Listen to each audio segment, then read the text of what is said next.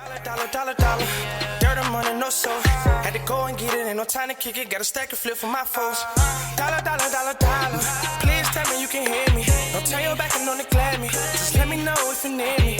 Dollar. Let me watch out for my partners. Keep my money long, get my team strong. Let me run away from my problems. Yo, what's good, original crew, man? We're back. We got a new Rotten Mango. This is part 2. Everyone the internet believes helped David cover up his crimes. I'm going to try to make sure this is not a 3-hour video again. I will try my best to see. Oh, last time it was long. It's a long one. And I know C was irritated with me. See, you know you be irritated with me. But with that being said, before we get into it, make sure y'all check out the links in the description box. Down below. You already know where to go. If you want the first part, you got to do it. Check out down below. Also, if you enjoyed today's video, lock it in with a thumbs up. If you haven't just yet checked out the first part, go check that out and then come back. But make sure you bring it back now. Come back. We miss y'all around here at these parts. But you ready? Mm-hmm. All right, let's get it. Let's check it out. Let's see what it's about. Bada bing, bada boo. 2 songs are released 2 days before David's arrest. One is titled Imaginary Love. This song itself is not moody like you would imagine with a title like that. It's kind of an upbeat song with lyrics that read, "Jump out of them clothes and jump into my life. Let's sweat it out till it's too hot tonight. Tell me when you dream, do you see me? Then a few days later, another song comes out titled S**X. The lyrics are exactly what you imagine. Girl, you're sexy as a motherfucker because you're sexy like no other girl. Can't get enough. Don't let no one say nothing because you're bad as fuck. From heaven you fell, dancing all on my tongue, but don't kiss and tell.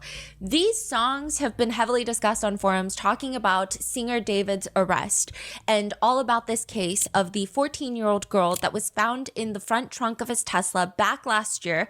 David has just been arrested, and these songs are released exactly around that time. But they're not released by David. They're released by another singer, Kara Kova. This is a stage name, and the real individual, the musician behind that stage name, is Caleb Burke, David Anthony Burke's 18-year-old little brother. The first song is released just 2 days before his brother David is arrested and charged with the murder of 14-year-old Celeste Rivas Hernandez. And with a case like this, it seems like anyone who is around David by choice, whether it be familial ties or friendships, they're going to be scrutinized by the internet. With a lot of people wondering if maybe some of these people knew what David was doing. If his close friends and family members knew, or maybe they even helped. Every single person who was around David is being questioned on forums as to whether or not that they are a potential accomplice in the murder and dismemberment of Celeste Rivas Hernandez. I wondered why his brother is wanting to pursue a music career. Like, why? Mm-hmm. Like, at the end of the day, that's probably one of the worst careers that you can kind of choose in this moment, right? Mm-hmm. You're not going to make it. Your brother has too much negative cloud, this big old negative clouds hovering over him. That's gonna cover you as well. Mm-hmm. Nobody's gonna want to touch you with a 10-foot pole. Mm-hmm. So why would you choose? And then you dropped the songs right at the same time. I think he dropped it before he got arrested, so it probably wasn't expecting him to get arrested. I don't know. That's just my assumption. But it makes no sense also. But they could have. Sometimes they do know that it's coming down, you know? Because sometimes the lawyers and things will go ahead and inform you, hey, go ahead and get your affairs in order. They're putting everything together, you know? Mm-hmm. But also, we listen to the songs. The songs sound similar, like something I would expect David to put out more on a poppy side. Like way more poppy what you think pop music sounds like. And just me, in my opinion, because David has been low-key for the past how many months since the crime, you know what I'm saying? Since everything. Because he had possibly been working with his brother to become a musician. Could have. Because he been trying to hand over him the torch. Even the piercings and all that. It's just, to me, it's a weird coincidence. It's not far-fetched. accomplice in the murder and dismemberment of Celeste Rivas Hernandez, a 14-year-old girl. And this is a deep dive into every single one of those people. But yeah, that just, I remember when I was just came across, I was like, side-eyed hard. Sponsors who have made it possible for Rotten Mango to support NECMEC, the National Center for Missing and Exploited Children. This episode's partnerships have also made it possible to support Rotten Mango's team of dedicated researchers. We'd also like to thank you guys for your continued support. As always, full show notes are available at rottenmangopodcast.com. Please be aware that there are mentions of grooming, CSA, CCM, and dismemberment in relation to a minor, a 14-year-old child. We have 2 previous episodes from like 7 months ago on this case, back when Celeste Rivas Hernandez's body was first found in the trunk of David's car. However, for those that haven't seen those, I would encourage you to watch those first. If there's a moment in these videos where you're like, oh, why didn't you talk about the song that David allegedly made in Celeste's name? Why don't you talk about this that's been circulating online? Most likely we covered that 7 months ago, and I didn't want this to be a complete repeat. I've tried to provide enough context and foundation to the case so that you're not lost as we go through most of the recent updates. I've also just done another update episode right before this one airs. There's another episode that I highly recommend watching first before you begin this one. We talk about all of the things that happened up until David's arrest, the grand jury investigations, Neil Langston being arrested, and then finally David being arrested. And we still have a lot of ground to cover. We went over some of the prosecutor's preliminary brief of what they believe, what the DA, what the police believe happened in this case, when they think Celeste Rivas was killed, when they think she was dismembered, when they think David purchased certain items. We also went over all of the autopsy details that were made public. In this episode, we're going through all of the named potential accomplices. These are just Reddit theories. These are people piecing together little clues to wonder out loud on the internet if maybe other parties were involved. And that's how David got away with it for so long. We're also going to dive into the legal aspect of things, what we're expecting for the preliminary hearing that's coming up in June, what David's parents have said publicly about this case, what Celeste's family has publicly said about this case, and also a deep dive into who the David's attorneys are, because they're kind of crazy. And the judge on this case, as well as the DA. So with that being said, let's get started. One of the key figures in this case online has become a man named Steve Fisher.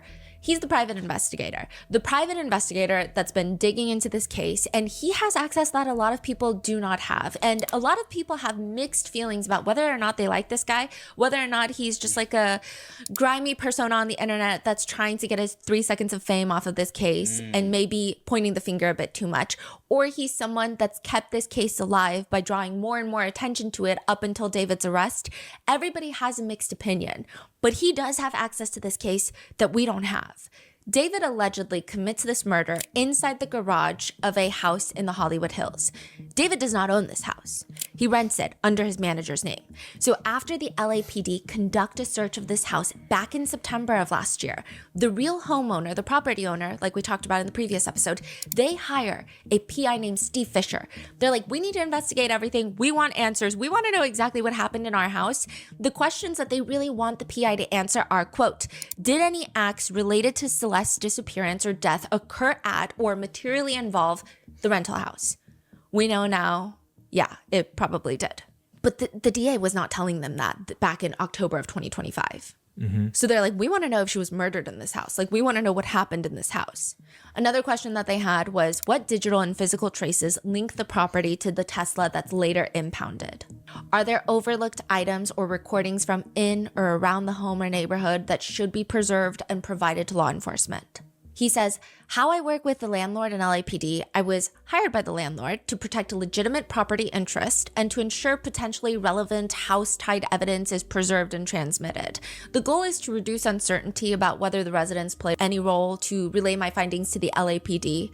He says, LAPD served a search warrant to the house. His management contacted the owner and basically said that they're breaking the lease. They're going to have the movers come the next day, which they did. And they came in and they grabbed certain things, but they left a lot behind. And they basically then said, anything that's left behind, just do what you want with it. We're out. David's never seen again. Now we find out he was just in another rental house just a few miles away. Steve Fisher, the PI, says months ago, he found the burn cage. He found the chainsaw in the garage. He says, and we couldn't get past the chainsaw or the burn cage. Just there was no reasonable use to have it there. And now we find out that it does appear like, they played a role. We're really confused about this.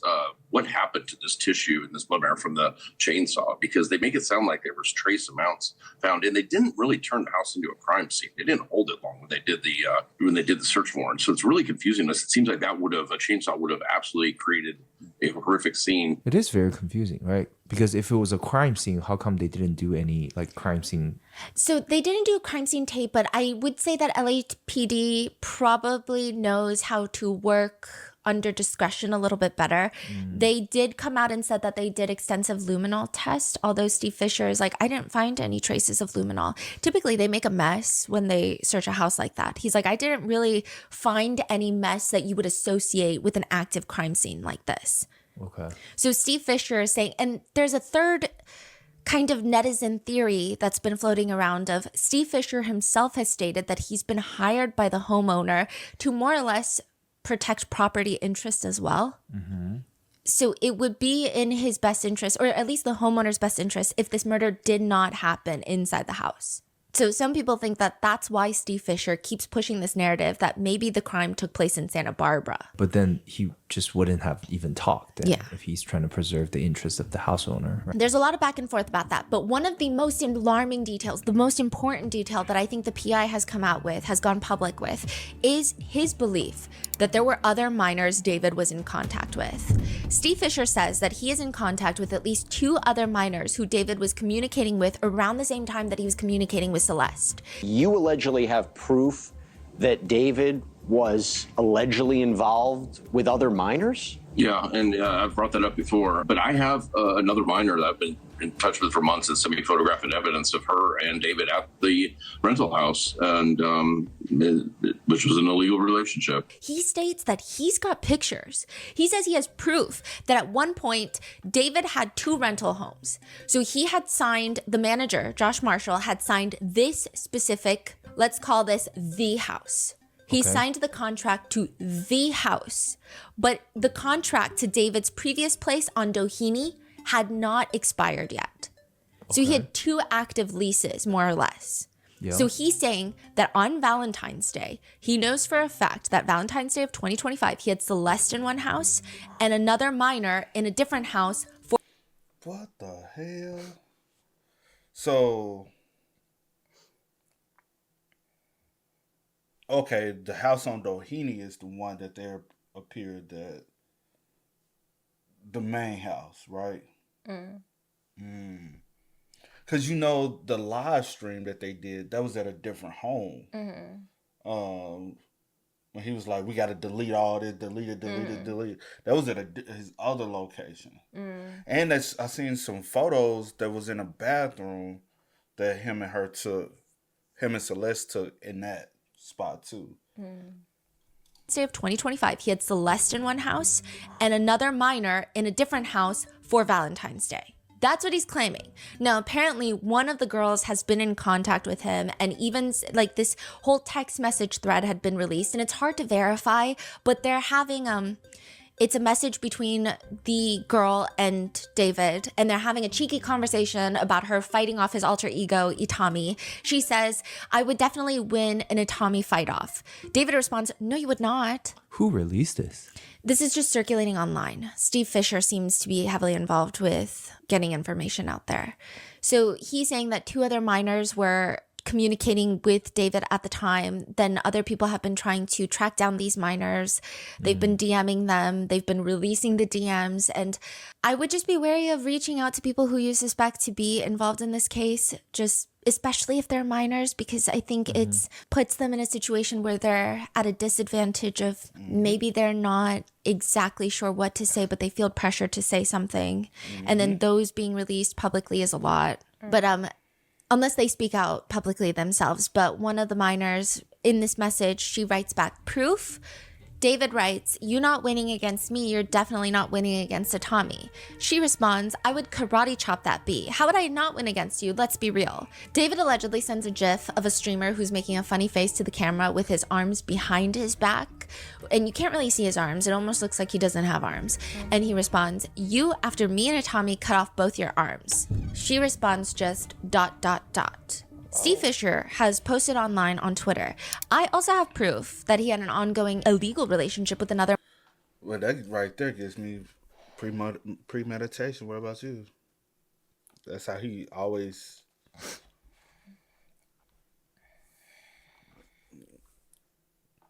No response? You said premeditation, so like what? Like what he would do to her? To anyone. Or to anyone. Like he always had that thought. I feel like the thought, very like obsessed with cutting off things. I'm just trying to like filter myself. Dismemberment.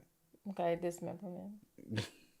Posted online on Twitter, I also have proof that he had an ongoing illegal relationship with another minor at the exact same time that this was going on with Celeste. This proof includes a statement from the minor and dozens of photos that include the minor and David. Yes, law enforcement is aware of this relationship. I'm also aware of a third minor. This is a pattern. Why charges are not filed? This was before. For this pattern of abuse against minors is beyond logic to me. It's as if homicide or nothing. How about justice for all the victims and stopping this from happening to someone else? We have to keep the pressure on, and it's time for more pressure. So this is before David is arrested for murder. He's saying, at least get him for abusing minors. The PI, Steve Fisher, also states, after LAPD served a warrant and departed, I documented several items at the property that I believed are important to the case and understanding who David's inner circle of friends are. Why this matters for the house? These materials affect the question of whether planning, post-incident staging, or other relevant conduct intersected with the rented premises.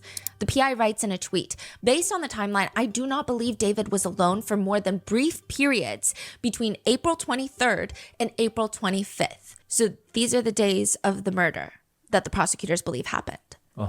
So he's saying those days included the Coachella wind down, the release of his Withered album, pre-sales launching, and a release party in his honor, then flying to New York City for a BandLab event. He was at a peak moment in his career. Management, publicists, and others in his orbit were all present. The starfucker friends were all around. It's difficult to believe that no one knew anything about Celeste. Immunity may protect someone legally, but it does not shield them from public perception, especially if information was not brought forward immediately. So Steve is almost insinuating like that time frame that the prosecutors dropped, I know there's no way that he was alone for long periods of time. So if he's not alone for long periods of time and Celeste is dead in the house, someone must have known. He says in an interview, I think he had help. I think there's going to be other people that go down. I don't think he can do it by himself. I'm not saying in the murder itself, but I do think in the dismemberment or at least the moving around, I think there's going to be financial transactions that come out in this that are, if this goes to trial, they're going to show that there were people that were getting money and it's going to look really, really bad. A lot of people are... I always continue to always say this. Never put anything. How we be saying it? What? Never put anything past people? Yeah, because anybody can be capable of doing anything if they wanted to. Yeah. Same way with murder. It's a lot of people go out here and commit murders and commit other crimes. You just like, I would have never suspected them to be on. I mean, but you never know. So you never know what someone might do in a panic, rage, whatever. A lot of things happen unexpectedly. So could he have did this all by? And also, don't put it past the part where he lived alone. So yeah, he would have meetings and stuff. So they can probably send a car for him to go here, here, here. That doesn't mean someone's with him 24/7 all those periods of time. Under the impression that David must have had help in some way. I mean, there are a handful of names that have been circulating which netizens believe could be at the very least informative individuals who might have information that the public is not privy to, just based off their publicly known close working relationship and or friendship with David. It doesn't mean that they actually know anything. And again, these are just internet theories. The police and DA's office have rightfully remained really tight-lipped about the possibility of witnesses getting immunity deals if they're going to make any more arrests. If there's accomplices that they're looking into, the LAPD chief is asked, are you only looking at him or you're looking at the possibility of other people? The investigation is ongoing, so I wouldn't say ever that it couldn't lead to other places. But yeah, I wouldn't comment on that much at this point.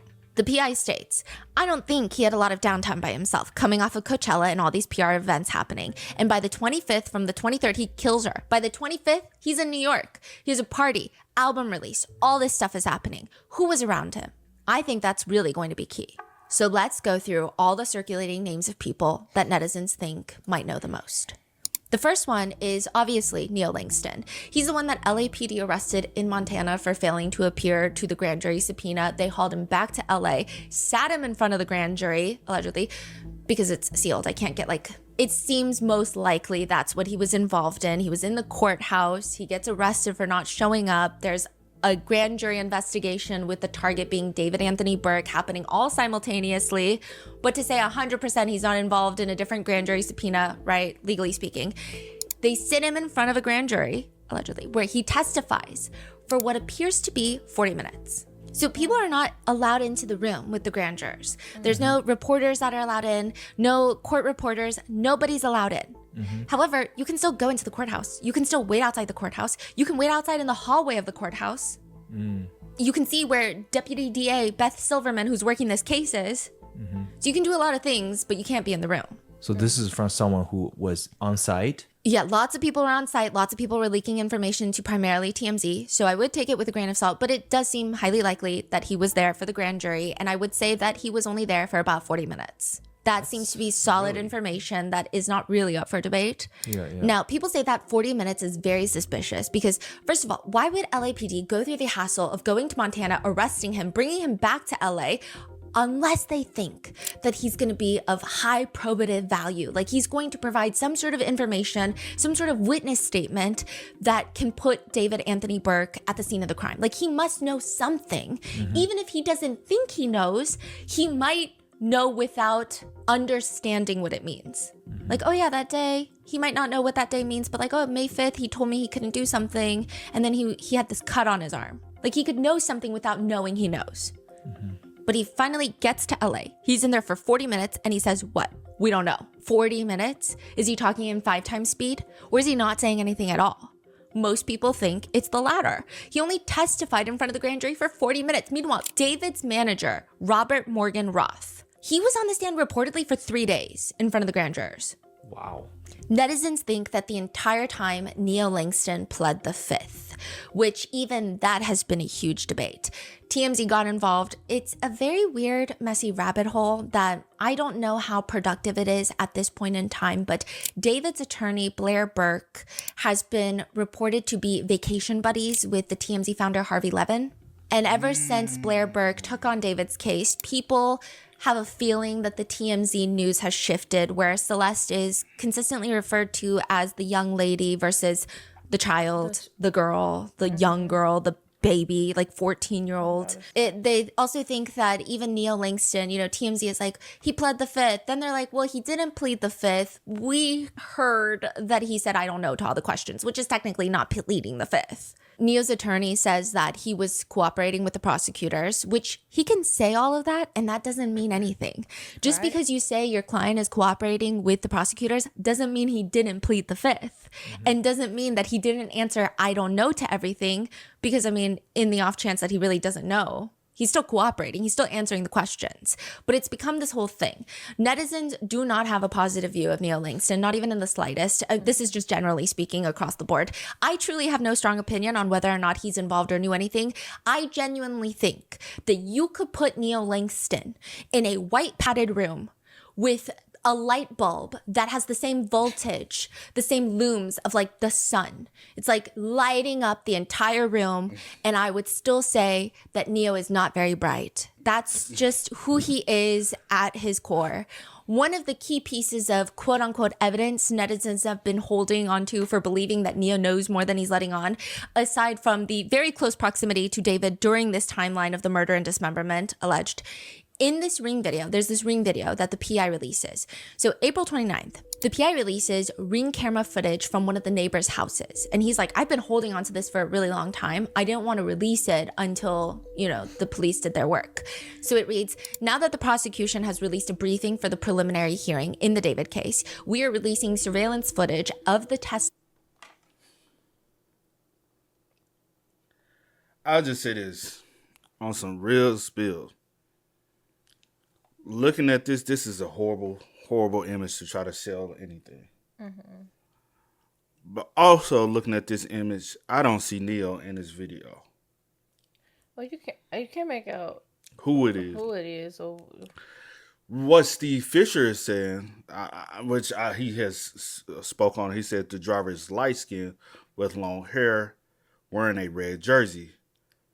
I don't see the long hair. With this still image, no. Maybe he's a when he. No, I don't this know. is the video. This is. I'm not saying it's not the video. I'm trying to inform you. Okay. This is what he was referring to. But keep going. No, nothing. I just can't make out who it is. No, I know what you were trying to say. You was trying to say maybe he's seen him in something else. That's not what I was about to say. Oh, what you about to say then? Just finish what you about to say. Nothing. It's just I can't make out who it is. I'll just keep it there. The biggest thing that stands out to me is the hairline C cup thing. Is right here. This is the skin. This is the hairline. Boom, boom. You don't see that? I see nothing. The only thing I can say, I don't even know what is this. What is that? What I'm saying, this is the head right here. This okay, would be I can't the tell head. that. All I see is girl. You know you can't see half of the things you're supposed to be seeing. Okay, well let's move on now. No, what I'm trying to make out is this is the head right here. This is the hairline C cup hairline. I don't know what neither one of y'all seeing. Boom, boom, a boxed eyebrow, boom, skin. Okay. What I'm trying to say is, yeah, if we're gonna take this like this, at times I will say, speaking as black people, the skin can appear to be different shades depending on how the light hits you. I just don't see a Neo in this video because Neo I feel like will appear way lighter in this image. So it could be David. The detectives and everybody is saying this is David driving the car. Steve Fisher is saying no, he believes it's a light-skinned individual. The only other light-skinned individual that will be around David will be Neo, from what we know of. But also, I have never seen Neo show his side like that. Normally, he has his hair more swooped downward over. I haven't seen Neo with a pony, like with his hair pulled back in a bun or a ponytail or anything. So typically, this could be David actually driving the vehicle. I don't see the long hair. David also wears a fro sometimes. Sometimes he wears a do-rag. Is this a hand? Or is that nothing? No, this is his head and this is the hairline. Oh, okay. Let's like the hairline, like this part. Okay. Yeah. Right above the eyebrow, because this would appear to be the eyebrow, and he has his hands forward driving. Oh, okay. That's what I appear. We're looking at it like that.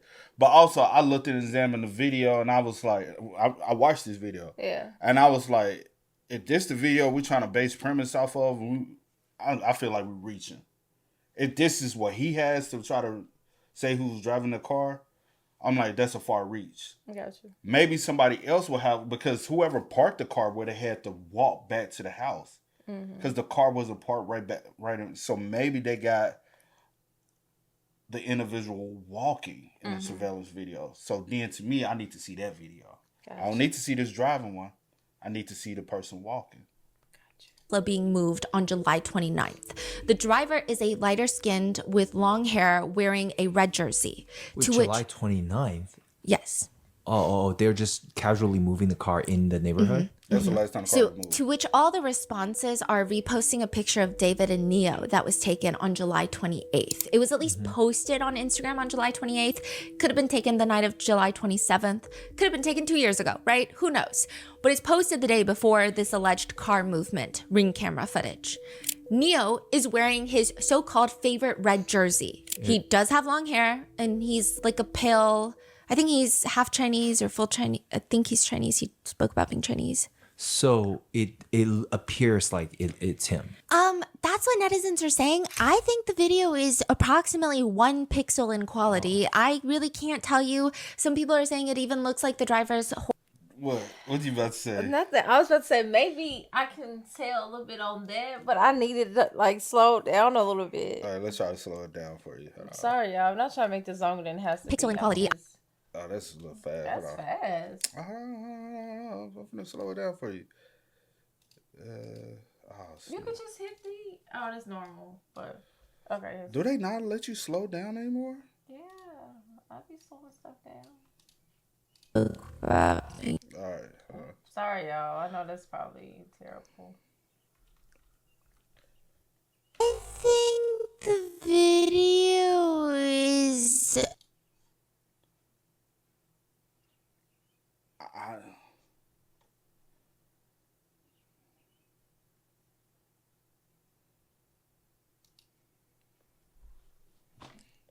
What the? Like, how The car dirty as fuck. The car is dirty as crap.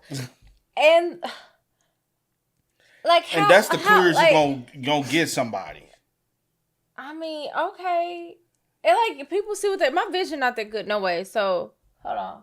Unless the light hit, you like, nah, that kind of look like Neo. I still can't tell, but I'm just looking like right here. I'm finna also say this. It appears that the inside seats are white. I don't know. Yeah, it may be. A lot of Tesla inside seats are white. I don't know. Okay. I don't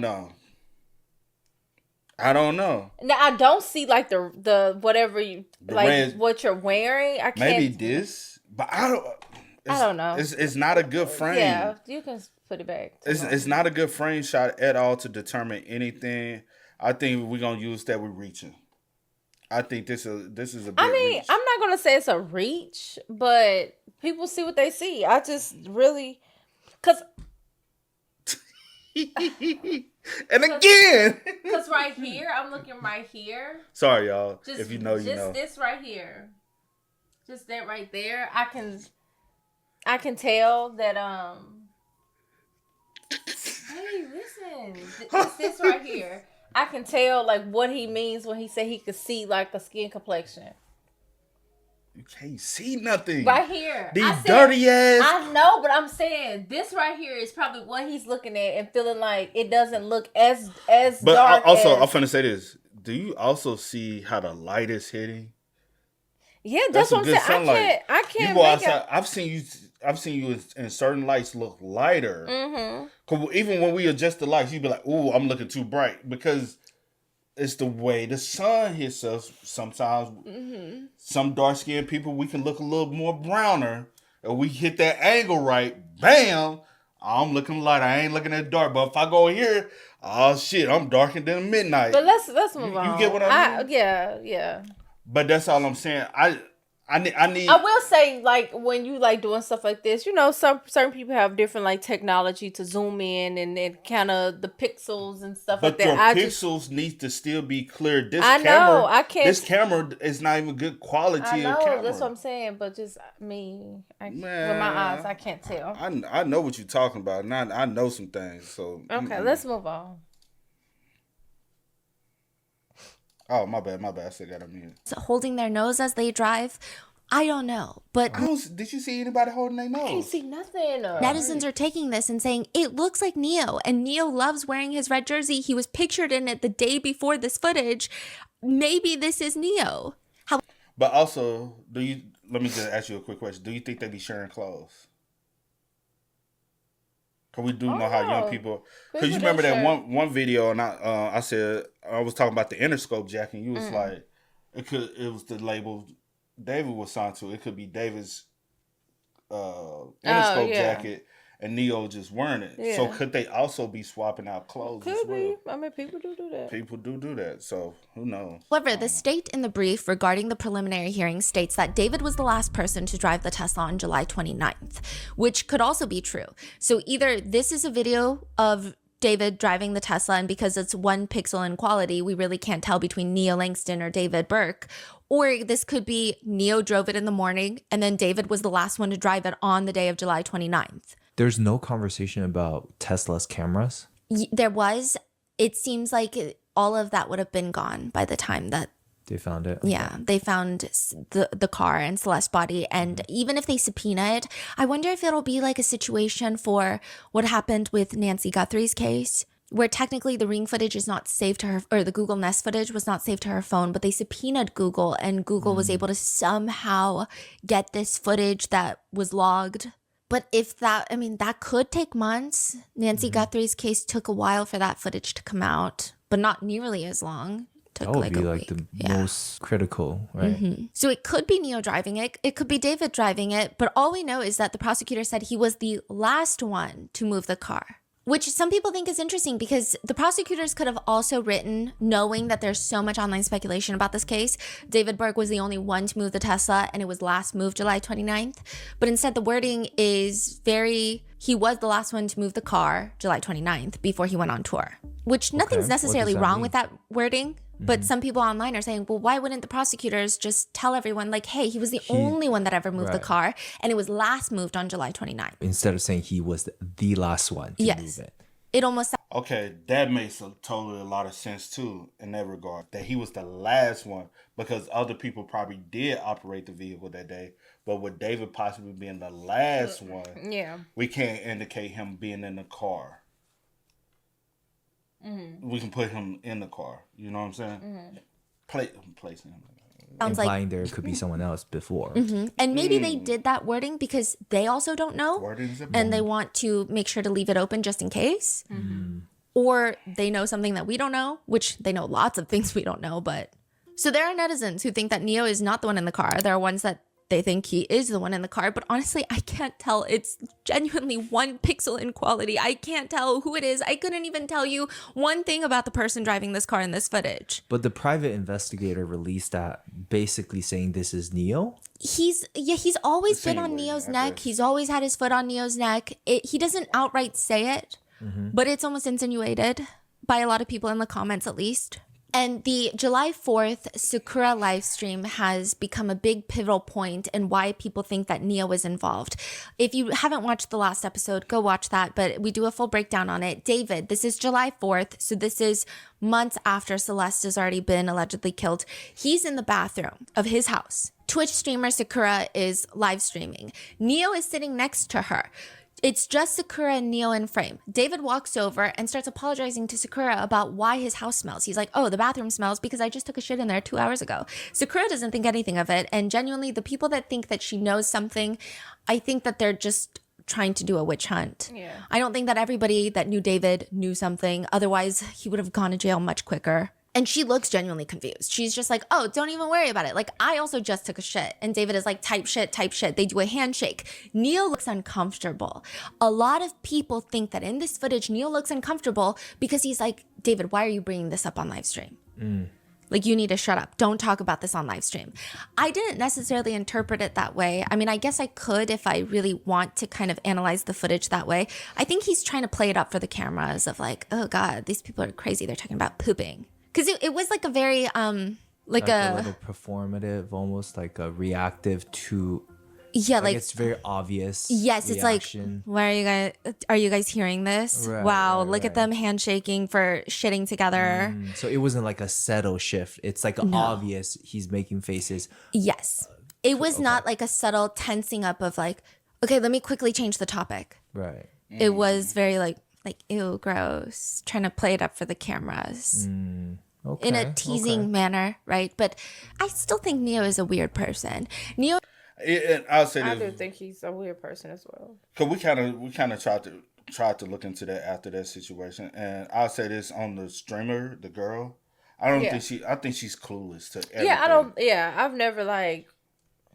What's up? No, keep talking. I've never like in my head like she knows something or she like just has to know because she's around. No, yeah, you be around a lot of people and don't know what they doing like in their behind closed doors in their private life or whatever the case. I just think she's around in this manner, but I don't think she has anything or she knows anything. I don't think she knows anything. I think she just was there due to what the event they were going to and hanging out with them because of that. But beyond that, I don't even know her relationship with David for real. Yeah, I don't. I think she had more of a relationship with other people than necessarily having a relationship with David from what we looked into. Yeah. Because we also did, when we looked at him at the stream from the event, did he actually kind of was he acting a little weird to you? Who? David. He's always like it's always kind of weird to me, like people like him. So honestly, if you acting weird, I'm like, to me, you always act a little weird. But so I don't know, because I don't know how he acts on the regular. Because I don't, I'm not around him. Yeah. Like I don't know how he is, just around his little group of people that he be around. And also, like I don't feel like I don't know how to pronounce her name. I don't know. Just the streamer. Yeah, I don't think that she knows anything. But say, for instance, you're around and people are like saying like little subliminal things or saying little things, and you're not thinking anything of it in that moment because you have no clue what's going on. Yeah. But in hindsight, like you'll sit back and you'll be like, now I do remember a conversation, and I thought that was a little weird, but I just brushed it off because I didn't really understand. I wonder, did she go back and think of stuff like that? I wonder. I just wonder, like, is that something? Does she like they mentioned something or overheard something, but I didn't think anything of it because I don't know anything. But I don't think that she knows like anything, like as far as like. If anyone knows, has she came out and spoke and said her piece? Has she spoke on the situation, or because I wonder how her knowing now, how and being how around after after the how did fact she take it? Like how is it? You know what I'm saying? Not necessarily impacting her or what, but did you ever get a weird vibe, or did you just like, oh, this is David, it's just how he is, or did she ever notice something cool, or was he just like? Yeah. I wonder how she ever spoke. I just wonder, yeah. Since publicly spoken out, he says in a series of stories, Instagram stories, me and my lawyer were actually planning on making a statement soon, but obviously now is the best of time since TMZ decided to leave out the actual full statement, so here you go. Then you click the next slide because it's Instagram story. The first statement is from his attorney. Like say about him? TMZ, I mean, I think that people are connecting Blair Burke, David's attorney, and TMZ's Harvey Levin. I don't necessarily think that TMZ is Neil Langston's mouthpiece. If anything, they seem to be going down harsh on Neil Langston. They were just releasing bits and parts of his statement. And I don't think that they, in this particular situation, misled the audience because Neil Langston has had some weird social media posts since David's arrest that we're going to go through. So he posts the full statement. And the first one is a statement from his attorney, Shockey Law. And it reads, my client, Mr. Langston, will not make any public statement at this time as the investigation is ongoing. What I can share is that since returning to Los Angeles, Mr. Langston has fully cooperated with law enforcement and will continue to assist the prosecution as needed. As the investigation continues, it will become clear that Mr. Langston played no part in this heinous crime and that he was and continues to be wrongfully persecuted in the court of public opinion, resulting in unwarranted and belligerent harassment directed towards my client and his family. We sincerely hope that justice is ultimately served for the victim and her family. Shockey Law. He's like, my client will not make a statement. You click the next button, Neil fucking Langston makes a statement. Okay, now I do think that this was probably heavily vetted by his attorney, but just like the irony of like, we will not be making any statements. Here's a statement from my client on his Instagram story. Neo says, I understand due to my silence and the silence in general, it leaves a void of information that everyone wants to fill. But at the end of the day, this case isn't about me. It isn't about you. It's about getting justice for the victim and her family. And the fact that like they won't say her name. Facts. That's weird. That's weird. I honestly hate that. Because he... Everyone knows her name. Just say her name. Celeste Rivas Hernandez. Why do you keep saying the victim and her family? It's that guilt. It's that guilt. I don't know, but no, I'm not saying necessarily. I'm saying guilt to something. I know what you mean. I'm just saying like guilt. Regardless if you like, oh, it's no, it's not, or yes, it is. It's still like a respect thing for me. Yeah. And so I'm like, say her name. Or are you trying not to identify the fact that you even? Either way go, it doesn't matter. I feel like it's still out there, so it's not like, oh, I had no clue what her name was. I never was around her. I really don't know her. What I'm trying to say is, is it to him that if I trying to separate yourself from even knowing who she, like if I say her name, it brings back it makes it, I humanize her more. I don't know. Which you should, if you don't have anything to do with anything. Yes, but what I'm saying is he trying to avoid just even bringing her name up because he like, if I bring her name up, it'll trigger something in my mind, and I'm trying to suppress that in my mind. Say her name.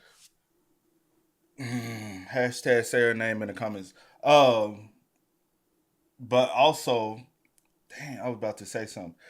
All y'all knew her. She was around. Y'all cannot say y'all had no idea of her.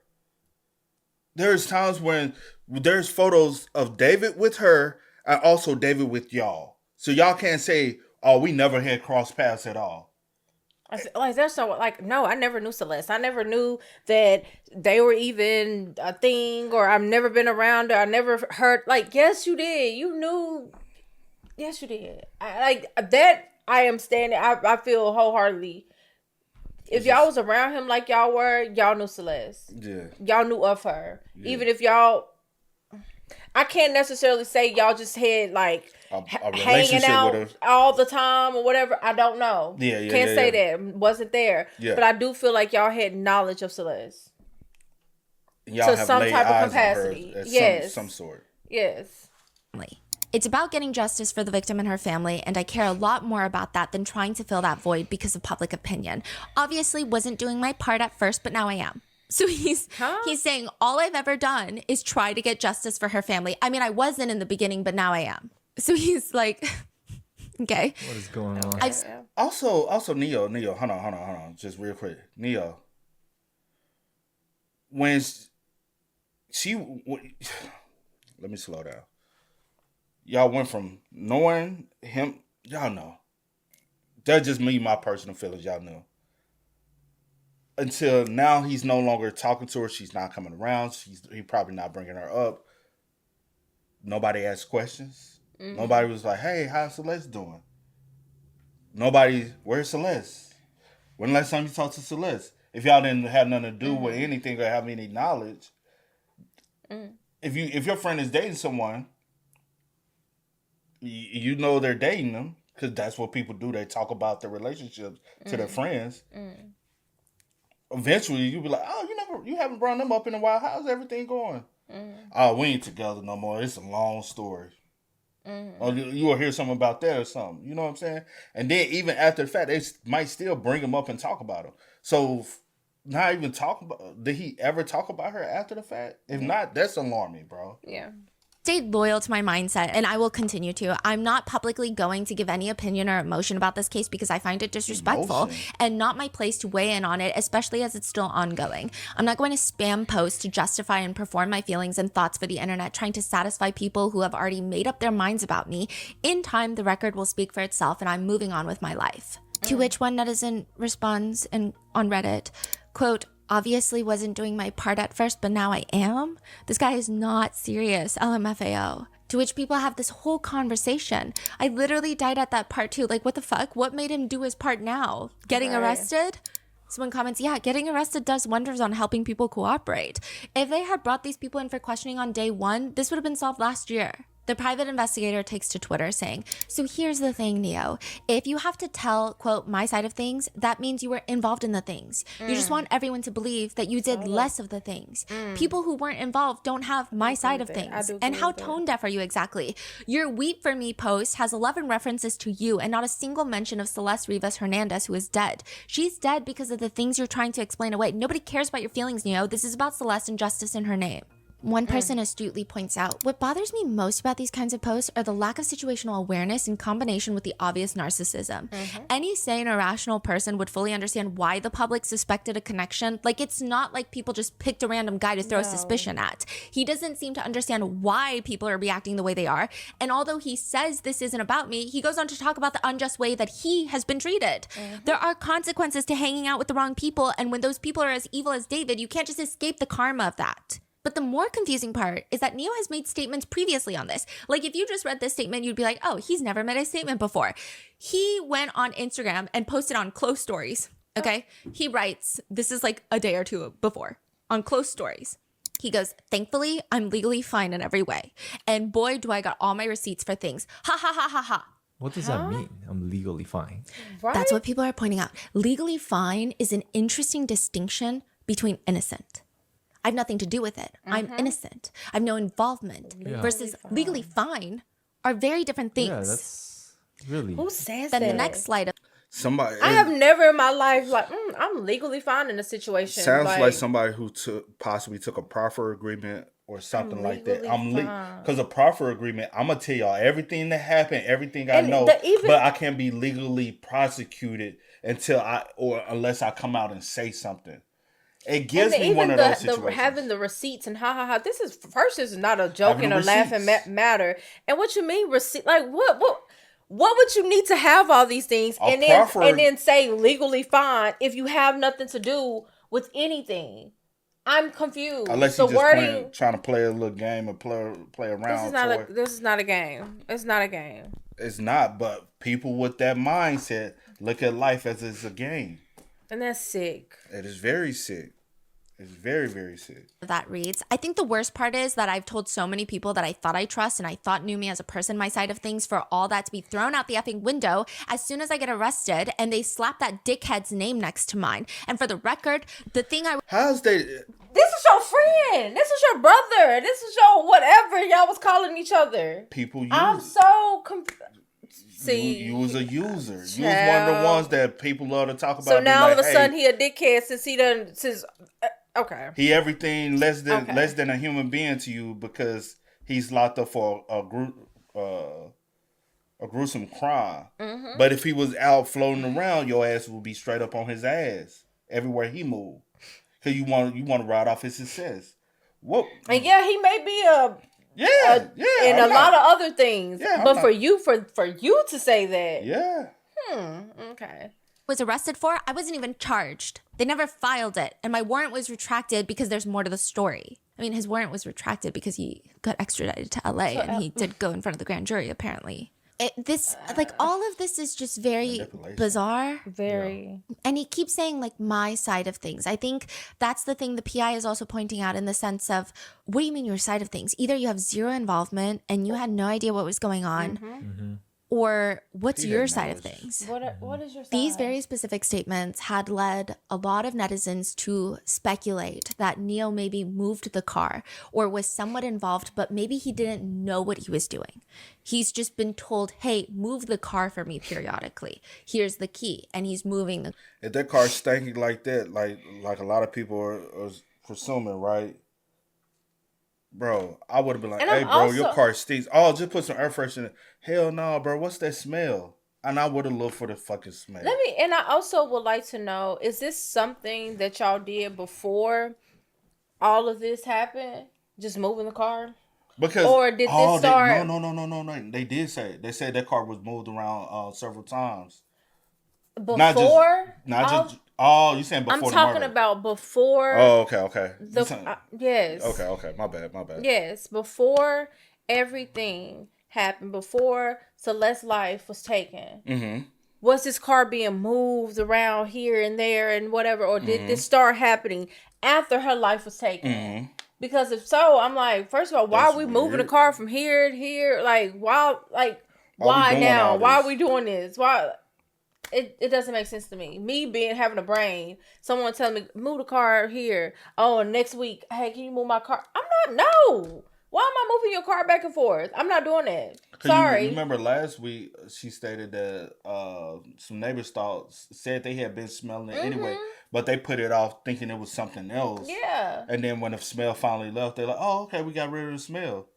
So that just lets me know that smell, like... If neighbors are smelling it in the air... Just think about you driving. Come on. Be for real. There's no way. That is loud.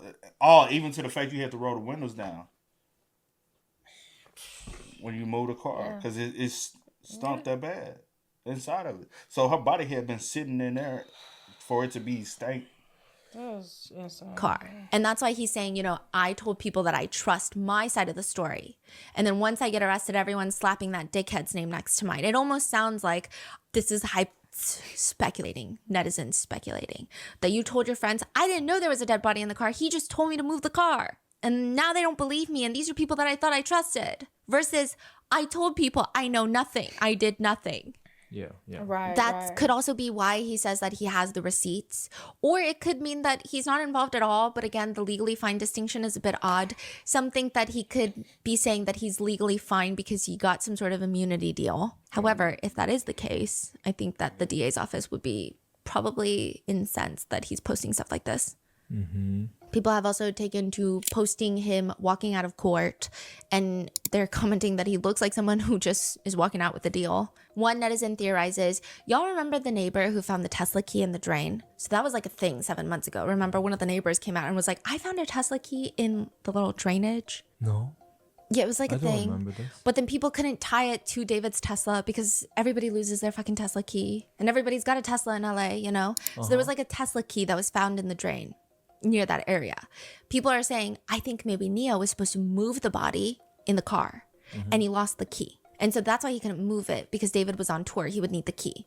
But other people are saying that doesn't make sense because Tesla... But what Neo on tour with David? I don't know. That's what Steve Fisher Teslas have an app where you can just unlock the car from anywhere in the world. Like, you don't even have to be within the vicinity. So that wouldn't make sense. Even if he lost the key, I'm sure David or Neo would have just unlocked the car from the app. So that's what other people are speculating. Others just have a very bad feeling about Neo, with one comment writing, I think it finally hit Neo that David is fucked, and Neo only cares about himself at this point. His days of clout with David are over. His choice to keep covering for him while receiving no benefits or to cooperate and hope to save his reputation, I think he's going to do the latter. I really think Neo thought this shit would blow over, David would pick his career back up, and he could just continue being celeb adjacent. After he's arrested, he realized this shit is over. The PI speculates that Neo is arrested in Montana, brought back to LA. He goes in front of the grand jurors. He says, I don't know, or pleads the fifth to everything. And the PI is speculating. Now they're using that as leverage to say, listen, we're pleading the fifth. You want to work a deal? Offer us immunity of some sort, whatever deal that we're looking for, and then we'll talk. He writes on Twitter, I have a feeling what happened was that they used that to let them know that was their intention. And they probably met a day or two later with whoever they needed to meet with on the DA side and worked out some sort of agreement, and probably then ended up giving the testimony that he had. The importance of Neo in this entire investigation is still up in the air, but people seem to be agreeing that he seems somewhat important for the LAPD to go all the way over there. One legal expert states, I don't know what his role is, but what leads me to believe that this is an important witness, you don't go through the trouble of getting an arrest warrant, going out of state, having that individual arrested unless you're a key witness. That's just not how the LA County's DA's office typically works. So he just went home right after the grand jury, basically? I think he lives in LA. I think his mom lives in Montana. So I think he's still in LA. Okay. Yeah. And his charge was dropped. Okay. Now, the same legal expert speculates, ideally in a case like this where you have an individual who's the target of your investigation, so that would be David, and he's surrounded by an entourage, and members of the entourage probably don't want to cooperate or rat or snitch, whatever you want to call it, the DA is trying to use that grand jury to lock in their testimony so that they can go to trial and they can't go sideways. Basically, so potentially Neo or other people can't change their testimony. There's also a circulating TikTok of a guy whose father is an auto mechanic. And he says, here's the weird thing. He's saying that David ordered 2 chainsaws. He's like, my dad is an auto mechanic. Like, these chainsaws, they don't break. Like, you don't need 2 of them. You need 1. So why did he order 2? And he's speculating that he ordered 2 because he had an accomplice. And a lot of the comments are pointing at Neo. My dad is a mechanic. And so as I'm talking with him about all the things he bought, I'm like, yeah, he bought 2 chainsaws, this and that and the third. And he stops me. And he's like, why do you buy 2? And I'm like, I don't know. And I was like, maybe because like one of them would break, you know, or maybe one of them's faulty. And he looks at me, he's like, no, they don't break that easily. So why the fuck did he buy 2? And I'm like, I don't know. He's like, no, somebody had to help him because you would never need 2 chainsaws. Those things are powerful and, you know. But I don't necessarily know if Neo would have been involved in dismembering Celeste. I think Neo reminds me, or at least strikes me as the type of person who's really only out for himself. I'm not entirely sure how much he would be willing to risk his entire life and freedom for David, who seems to be just a friend that he was using for money and clout. Unless David promised him the world, which, I mean, I still just don't see how that would make sense.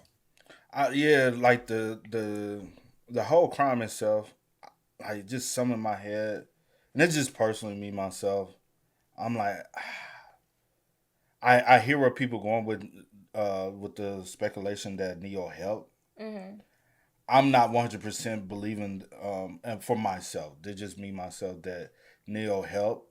Because I keep trying to, like, how, like, would he help? Like, you know what I'm saying? Like what part would he have participated in? But the biggest thing with me, I do think Neo had knowledge of the act after the fact. Yeah, I 100% believe he knew Celeste was no longer living, and he knew that David did it, and he knew that her body was somewhere around. But do I think he 100% participated in helping him life, ending her life, ending her life, or dismemberment? Yeah, I just can't 100%. Now, if you feel that way, I'm not gonna argue with you. You feeling that way because you know. Everybody can have feelings because no one was there. No one truly knows as far as us. Yeah. I mean, like legally, they're getting their things and stuff. Now, like if it comes out that he did, I won't be surprised. I won't be surprised because I never put things past people. Yeah. So I won't be surprised, but then I'm also just kind of like, because I do feel like he's one of those individuals. He's all for himself. So in his head, what would I be getting out of helping? You know what I'm saying? I guess like having a stronger connection. But there's no way there's no possible way that you think that this was just going to go under the radar and it was never going to come out and stay around. I think he would have took his bag, got the fuck on, and tried to distance himself far away as possible. Especially something like that. A lot of people try to distance themselves with a situation like that. They get, especially somebody with his mindset. Because why would I constantly? Because if you go down, I know I'm going down with you if I stay around you. Because nobody knew him until this case. Yeah. Another thing is with the 2 chainsaws, maybe an auto mechanic knows that they're not going to break, but I don't know if a regular civilian like David would know that. Right. I also think that there was some speculations online that David ordered 2 chainsaws because he didn't know how to charge, that you would need to charge the battery. So instead of like he ordered 2, like there are just there are lots of speculations on why 2 chainsaws instead of 1. I don't know. So he ordered 2 chainsaws from Amazon. Yes. And the private investigator only found 1? I think he found the boxes. I don't even know if he found, like, we don't know if those are the ones that he ordered on Amazon. Like, it's very hard to, I see. Okay. The preliminary brief, if I recall correctly, it said to the chainsaws and other tools. Like, they left it open as well. One comment summarizes, I mean, it really doesn't make any sense that any of his friends actually helped him dismember the body. Being a friend you mooch off of versus being a friend you will go down to jail for life are very different. Unless it was his parents, I don't even know if David's parents would go so far, considering they have other kids. Another person comments, I can't see Neo doing life for a short-term friend. I wouldn't even do that for a long-term friend. If he has nothing to worry about, it explains why he's being so nonchalant about this and posting on social media. I was convinced that he had something to do with it, but that was mainly down to the private investigator heavily insinuating he was the last person to move the Tesla. It's going to be very interesting to see the receipts. One person writes, maybe his stories are being read into incorrectly. Maybe, quote, more to the story refers to there being more to the story of what happened for him being dragged into LA to testify. Maybe other people were pointing the finger at him and it wasn't real. Maybe the receipts are simply related to his name being cleared in this case. I don't know. Regardless, a lot of netizens think that Neo might have to at least probably known that Celeste was a child and could have potentially known the nature of what was going on between David and Celeste. How could he have not known she was a minor? And these are still crimes. Even if he didn't know about killing and dismembering, that's still a crime what he did to Celeste. Right. And if he did know, how could you not do something about it? Then you have Josh Marshall, who was David's manager. A lot of people have a lot to say about Josh Marshall. It comes from the fact that mainly he's David's manager. I will say a few threads that they think are connected is first, the email.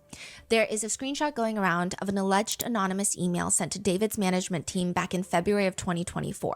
So this is a year before Celeste is allegedly killed. That reads, there's been talk about the artist David possibly having something to do with the disappearance of a 13-year-old Celeste Rivas. If that statement holds any merit, please do the right thing and take her home. Her parents are very worried.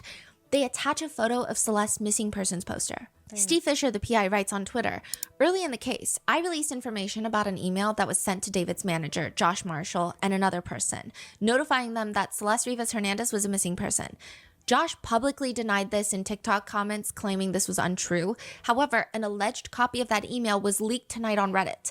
The screenshot circulating online is said to be one that Josh took himself, sent to David, who then forwarded it to one of Celeste's friends, and there will be more that proves that this is a known relationship between an adult and a child. So the PI is saying, like, I know Josh Marshall saw this. Right, okay. Or he's speculating heavily that Josh Marshall saw this. Steve Fisher further alleges that David also knew about this email because apparently, like I said, he's saying that David forwarded this email to other people, and these other people are how the PI got it. Is Josh Marshall a big time manager, or is it just... He's the founder of Mogul Vision, which is like the sub label that was managing David. Lil Mosey, he discovered, I guess you could say he managed Lil Mosey. He worked with a few other slightly bigger names. Okay. Yeah. Okay. Now, after that email was sent, apparently Celeste goes back home, remember? And also when the sheriff's department goes to David's house.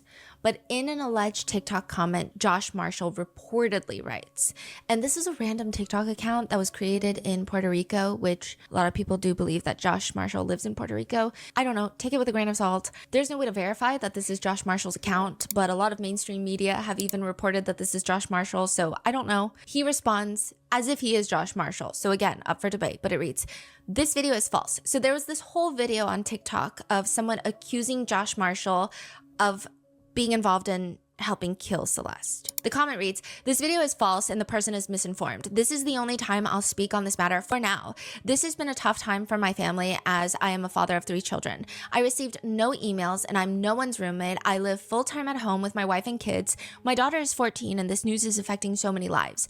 I never received any emails. I had zero knowledge of anything and I don't live in California. Also, I work remotely 95% of the time and my job doesn't require me to have much interaction with any of my clients / David, as there are many others that work with him on a day-to-day capacity, not me. This news is tragic for so many and for her family. I hope the proper authorities get to the bottom of it soon. Let me remind people, a lot of this is speculation and alleged. In the meantime, I'm with my family helping them emotionally get through the news of this tragedy.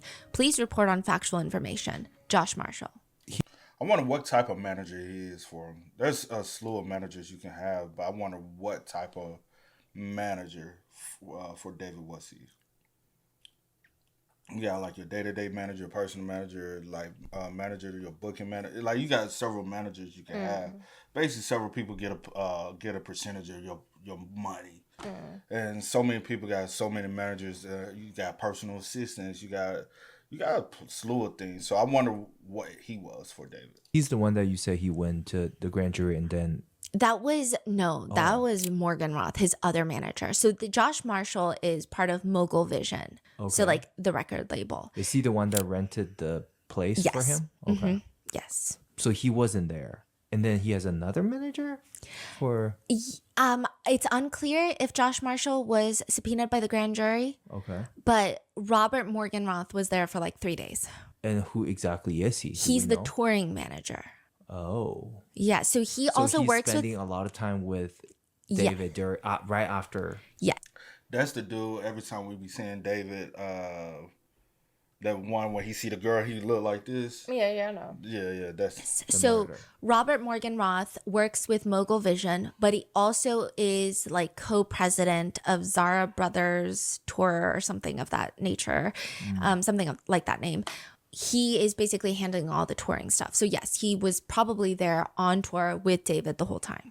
Wow, I see. Yeah. Whereas I don't think Josh Marshall was. If anything, I'm sure David had a different, smaller manager that handled his day-to-day, like Josh Marshall said. This is not me saying that Josh Marshall is a good person or anything. I mean, I don't know him at all. But I will say that Josh Marshall's Instagram is also registered in Puerto Rico, so this could be Josh Marshall. But it's also weird that he would make his first and only statement on TikTok comments, of all places.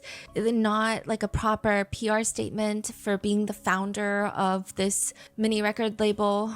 It just doesn't make sense. Also, I don't know if Josh Marshall should be stating that he barely had interactions with David when it's clear that David was at his wedding in July of 2023 and even performed. This is also like a super intimate wedding in Italy. Josh Marshall's wife had posted about it and it's still up on her Instagram. It's like each row of the wedding has like 3 seats in each row. It's a really intimate wedding.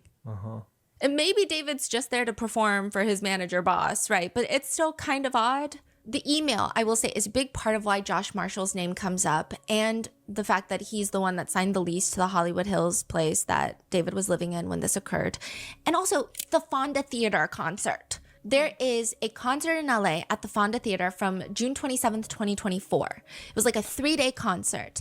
And Celeste is pictured in the VIP section at this massive concert with Josh Marshall, David's parents, David's siblings, and other members of David's entourage in the VIP section. This is where we get the video of what looks like, and this has been, Caleb Burke, David's brother, has spoken up about this since then, but what looks like Celeste and Caleb walking back. Like they just went backstage, right? Or Yes. Now, he does clarify what they were doing in that context, but he confirms that's Celeste. And the photo you're referring to, Yes. we can see them very clearly.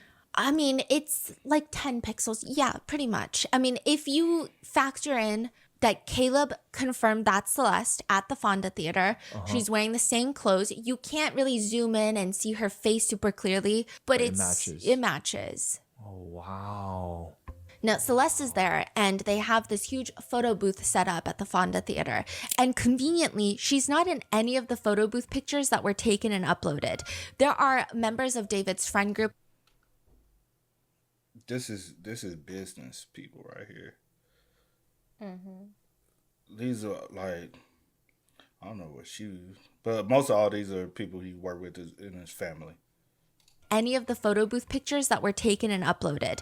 There are members of David's friend group, his family, his management team, people from Mogul Vision that are in these photo booth pictures that she is not in. She's there in the... And that's Nia, Aisha, and Celeste. This is, Celeste Herrera. The adult Celeste. Yeah, Celeste Herrera, something like that. So they say, oh, we know. Even this night would have gave y'all indication of him being VIP section, but she's not with them in any of the photos. So maybe Celeste told them that she doesn't want to be in any photos, or David told them that she can't be in any photos, or David specifically told them that she shouldn't be because she's a minor, or maybe everybody already knew she was a minor and that's why they didn't want her to be in the photos. Why was she not in the photos? Why was she there? Why didn't anybody realize that she's clearly a minor? And the most damning in terms of legally speaking, I mean, I'm pretty sure it's illegal for Josh Marshall to rent the Hollywood Hills home under his name and not mention to the homeowner that David is the one living there. That's like the biggest tie. If I'm not mistaken, the homeowner didn't even know David, the singer. And they're like, okay, so now we find out that a singer is living in our house and they found a body in his car. So it's highly, highly doubtful, I will say, that someone like Josh Marshall, who founded Mogul Vision, is going to be involved in helping David with something like this. I think, if anything, netizens are questioning whether or not he knew Celeste was a minor and whether he did anything about it. And it seems like he didn't do anything about it if he knew. Then there's Robert Morgenroth. I will say this with the Josh Marshall, it's a high chance, if he's constantly just in Puerto Rico, it's a high chance he with that email, it's a possibility he had awareness of it. But he's probably, not to make any excuses for him, not doing anything about it because he's not there.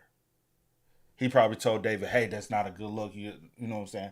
And left it like that. But this is your investment, bro. Right. Like for someone that says that they have kids and they have a 14-year-old. But you know and how things of that nature. I'm just like, I guess, yeah, you wouldn't necessarily legally do anything because, like you just said, this is your, what you just say, that was his investment and stuff like that. But what you tell him, which we know that does cool, nothing. Exactly, and he's not. Like, you like, well, I did my part. I told him that's not a good look. He should end this whole, no, like. That does nothing. So if that helps you sleep at night, okay, but... And this guy right here is probably not going to do much. Reason why? David is his key to success because he's working more hands-on with David than David's own manager is. So eventually, David can get to the point where he fires Josh Marshall and take him on as his full-time manager, which will help elevate him. Let's think about it like this. Let's go back to the Diddy trial. a lot of people that was Diddy's helper turned a blind eye to a lot of bullshit because they looked at it as, hey, this gonna give me a stepping stone to something else. And I'm just using this as a way to get into a higher position somewhere else. That's the industry. A lot of people are aware there's a lot of weird and BS going on, and they turn a blind eye because everybody is just trying to see what they can benefit from self. So if I, like, say for instance, come on now, he blows the whistle on David, say, hey, Josh fires him, blackmails him. Now the dream success job he's looking for is no longer there. So he's like, I'm doing whatever it takes for me to keep this and build myself up, and I'm gonna ride off. Yeah, people do that. People do that, but it's not right. But yeah, a lot of people. President of David's touring company, like I said, he was heavily present during David's tour. This is taking place right after David allegedly murders Celeste. Robert Morgan Roth testifies in front of the grand jurors for what has been reported as 3 days. But one thing that's very interesting is apparently he came out into the hallway to talk to his attorney, because defense attorneys are not allowed in there. Not that he's a defendant, but attorneys are not allowed in. That's crazy. Yeah, because it's an investigative grand jury. So the attorneys, they wait in the hallway, and he apparently comes out into the hallway, and this was loud enough so that other people in the hallway could hear. And it's been reported that he says Beth Silverman, the deputy DA, presenting the case to the grand jurors, she was very pushy on why I didn't call the police. We don't know if this really happened, or maybe passerbys misheard what he said, but he allegedly continues to tell his attorney in the hallway, I said I feel like I didn't have the responsibility to do that and just wanted to continue with the tour. Even if he did... You a fucking adult. Pick up the phone and call and inform something. Yeah, we all know. Say that, it's unclear what he's referring to. Is he referring to potentially that he knew that Celeste was underage and she was missing and that she was with David before she had gone missing, or that there's a body in David's car?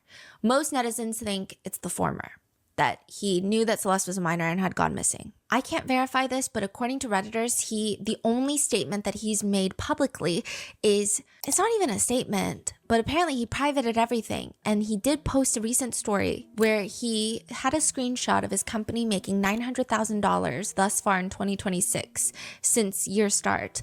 And in the past month made... He said, in the beginning, he said, always bet on yourself. Did you see that?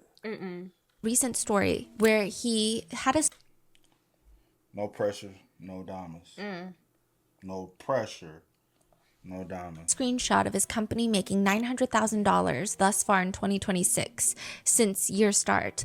And in the past month made about $350,000 from, I guess, other tours, other things. He posted his revenue? Yeah. What is going on? Like a flex? Okay. Yeah. A flex. Okay. I guess he's so bothered by everyone talking about him, or at least it feels like he's so bothered that he must be like, no, guys, I'm still killing it. One netizen comments, Robert Morgan Roth hasn't made a single public statement, but he has made time to post about his company making $800,000 to $900,000 in 2026. Meanwhile, his former client David is facing serious charges, and he's reportedly been questioned for days in front of a grand jury. The priorities here are interesting. Then there's Asia Collins, who is a very close friend of David's, or at least appeared to be in the past. There were reports during the grand jury hearings that there was an unnamed female witness that was being uncooperative. A lot of Redditors believe that if this is true, they think it could have been Asia Collins. But we don't know for sure. We don't even know if she was subpoenaed. Who is she exactly? Is she a streamer too? I would say she's like Neo Langston in the sense of, I don't even know if I could identify them as streamers because they're not known as streamers. They're not that well known. Right. They're mostly known as David's friends. Yeah. Maybe. Okay. That would stream. But it seems like a lot of their streams revolved around David and having a famous friend. There's a few viral clips because she is the one in the 4th of July stream with Sakura, who's an actual streamer, and she's getting ready next to Sakura.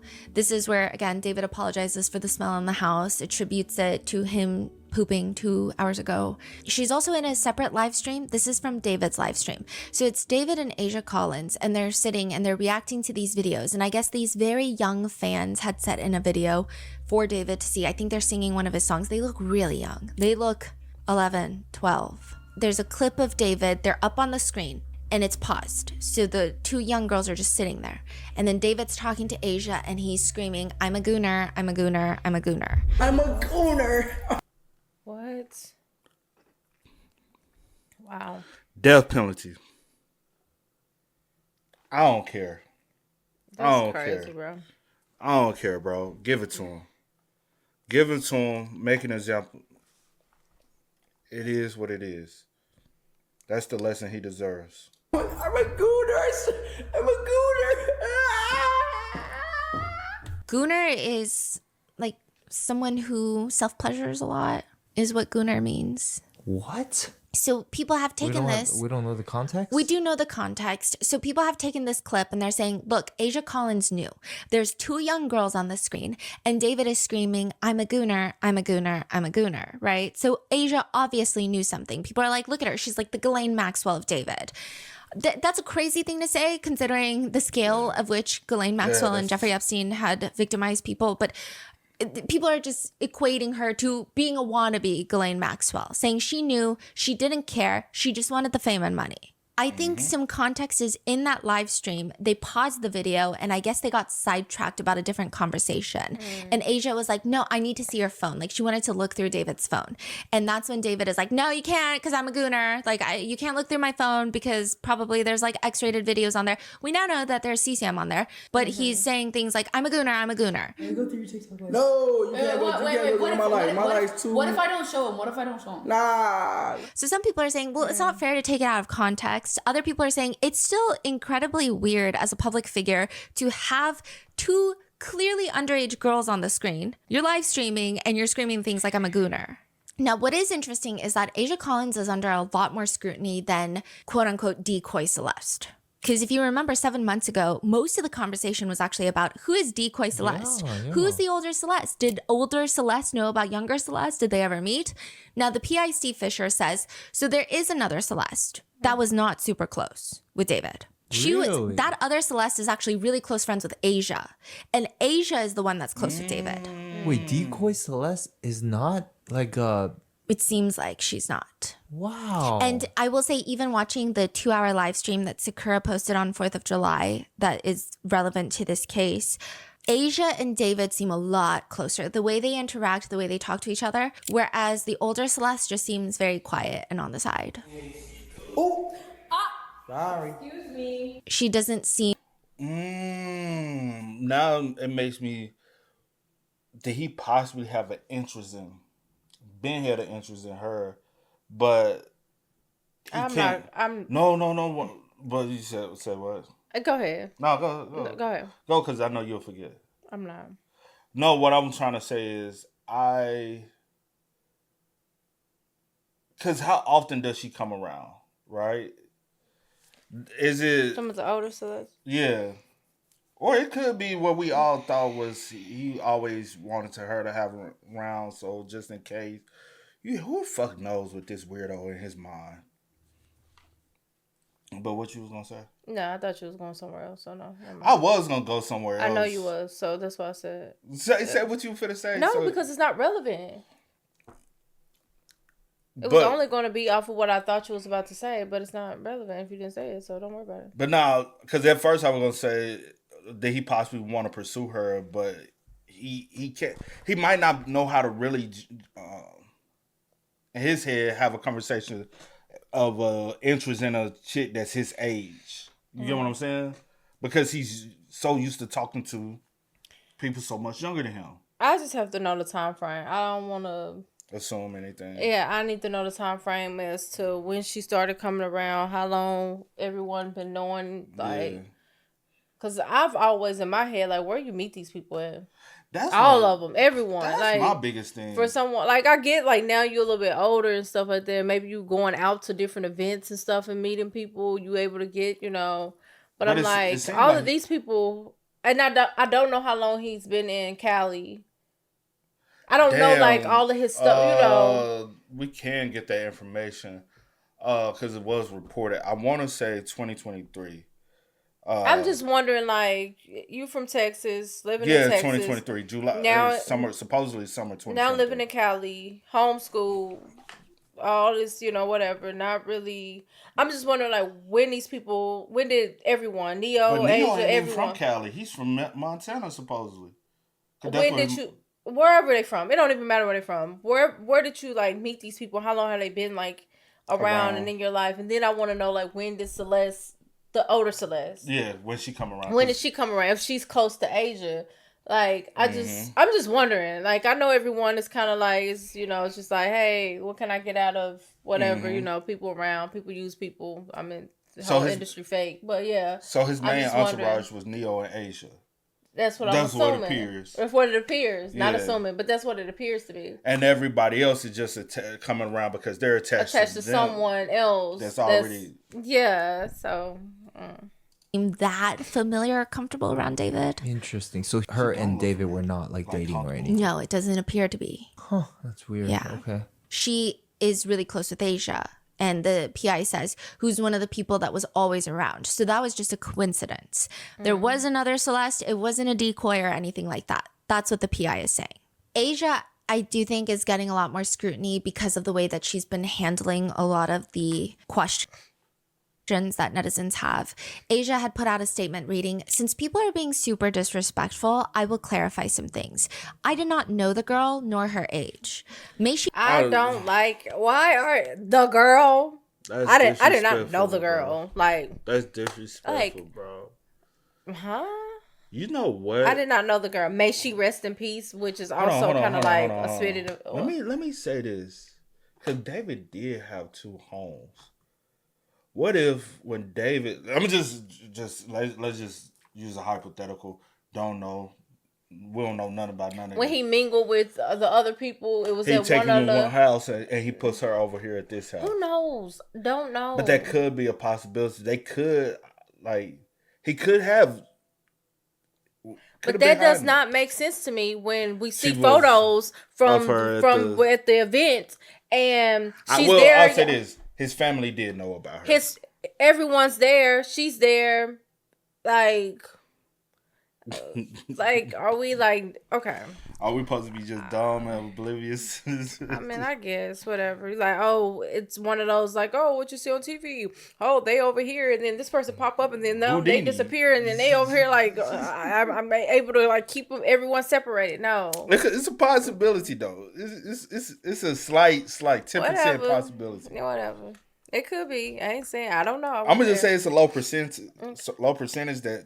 that's what, but that's all I can say. Let's finish. Rest in peace. I have never posted any videos with Celeste Rivas. Only my friends Vanessa and Celeste Herrera, who are...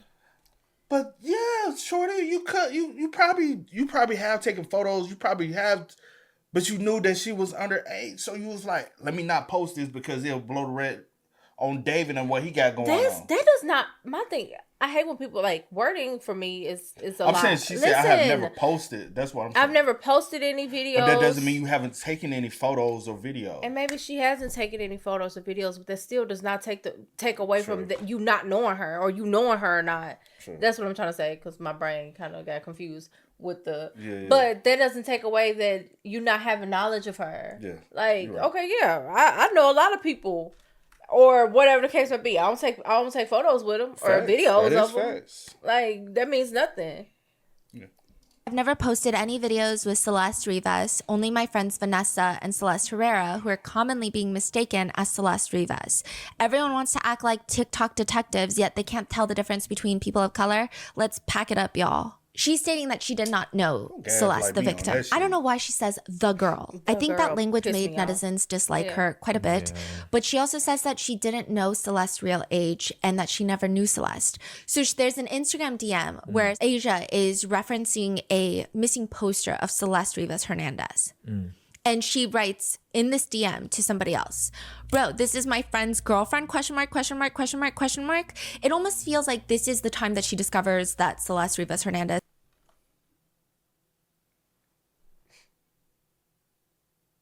So you knew her. And that's what I was about to say, because what she just said, she was like, she didn't know her real age. But this already shows us an indication that you knew her because this is February 16, 2024. That was around the one time that she did run away. It almost feels like this is the time that she discovers that Celeste Rivas Hernandez is a minor and missing. To which the person writes back, is there a way you can confirm? She's 13. Asia allegedly responds, what the fuck, you're lying. Wow, this is 2024. A year before she's killed. Right. So you're saying you didn't know the girl, you didn't know her age, you know nothing about this. But I mean, if these DMs are real, they prove otherwise. Right. Asia Collins puts out a statement that reads, this investigation is ongoing. I will speak on things when I can and feel ready. Please respect my privacy and allow for the police to do their job. Then she posts another one. For legal and safety reasons, I do not feel comfortable talking about the case. I will speak about it in due time. In the meantime, I suggest... No. I'm finna just say, which profile is actually hers, though? Or does she gotta, like... What's the other one? This one? Spelled with AY.SIA. And it's verified account. This was just Asia account. Because we do gotta be aware that people will purposely go out. This is supposed to be the same chick, but I'm like, it's from two different profiles. No, I was like, it's one IG and one Twitter. No. Both of them. Both of them IG. Oh, my bad. Or it could be. I don't know. I don't know how. No. Reasons I do not feel comfortable talking about the case. I will speak about it in due time. In the meantime, I suggest you don't believe everything you see online. And because she doesn't explain how she went from not knowing the girl to knowing the girl and knowing her age to now I can't talk, people start digging and people can pinpoint her being in the same location that Celeste was in at one point from the Fonda Theater in Los Angeles. One comment reads, footage from the Fonda Theater in 2024 shows that David performed on 3 separate nights between June 27th and 29th, and Celeste was present with them at the side stage on all 3 days, around David's management, team, and other crew members. This shows a complete failure by everyone who knew she was spending time with David and chose to do nothing. She had been reported missing multiple times and still nobody took action or confirmed her safety. All parties involved should be held accountable for this unacceptable negligence and for knowingly allowing the situation to continue. When you look at what ultimately happened to Celeste, it's impossible to ignore how many people let this happen. Another comment reads, did anyone around David care to ask about the girl that looked 11? I find it hard to believe that none of his friends knew. Neo and Asia for sure knew. One person writes, it will follow Asia because she can't stop associating herself with it. I've said it before, but Celeste Herrera, Decoy Celeste, was smart. She just completely removed herself from the situation and didn't post anything antagonistic. If you Google Asia, all she will be is beside posts about David. Her snide remarks calling Celeste the girl will always be there. She also just keeps engaging with netizens and having a bit of a condescending attitude, which doesn't do her any favors in this case. There's one video of Asia, and I will say it's unclear when this video was filmed and posted, but some people believe it's around the time that this is all taking place.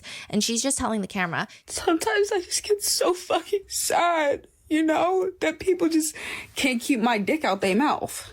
Like, y'all got anything else better to do? Keep talking about me, though. It's chill. On what appears to be Asia's account on Reddit, she posts on one of the many David subreddits, hi, this is Asia. Yes, this is actually my account. Just wanted to come on here and state a few things because a lot of things have gotten out of hand. I have made it clear on multiple platforms that I am no longer friends with David. And as for talking about things, I am respecting the investigation as well as Celeste. Y'all was friends up to until till they found the body in the car. Right. I'm like, yeah, okay. Yeah, you done separated yourself from because of that. Like, what? If that never happened, y'all still would have. If they never found the body and they just had put out this bolo, be on the lookout for this. So it's not like you stopped being friends with him because you chose to stop being friends with him because of something, whatever. You know what I'm saying? Due to circumstances. Kind of had no choice, huh? In a sense. Las Rivas, you guys do not know everything going on as much as you have done digging. I am also lost as well. The harassment has gotten horrible. I have people being extremely misogynistic and terrible towards me because of things they believe to be true, but not actually having any facts. I only want justice for Celeste Rivas as a young girl's life was taken. I myself have been a victim of grooming and often felt when I was younger that I had a mature demeanor and, quote, grew up fast. I know you all don't know me, but it also means you don't know my personality or nature. The post that was put on here that picked on everything in my life was not necessary. All it was doing was nitpicking every single job I've ever had. I don't understand what's wrong with working so hard. As for OnlyFans, the moment I started it, I ended it shortly. I was scared and it wasn't who I was. Seeing this Reddit post pictures of me and my personal information just isn't okay. I have had people track me down at work, stalk me, threaten to kill me, threaten to eat me up, chop me up, you name it. Yet people don't know how hard I am working in silence to bring justice to Celeste Rivas in the ways that I can. I would appreciate if people actually sat back and thought about the harassment you are bringing to people who have nothing to do with this case. This will be the only time I will be speaking on this until I'm ready. Thank you.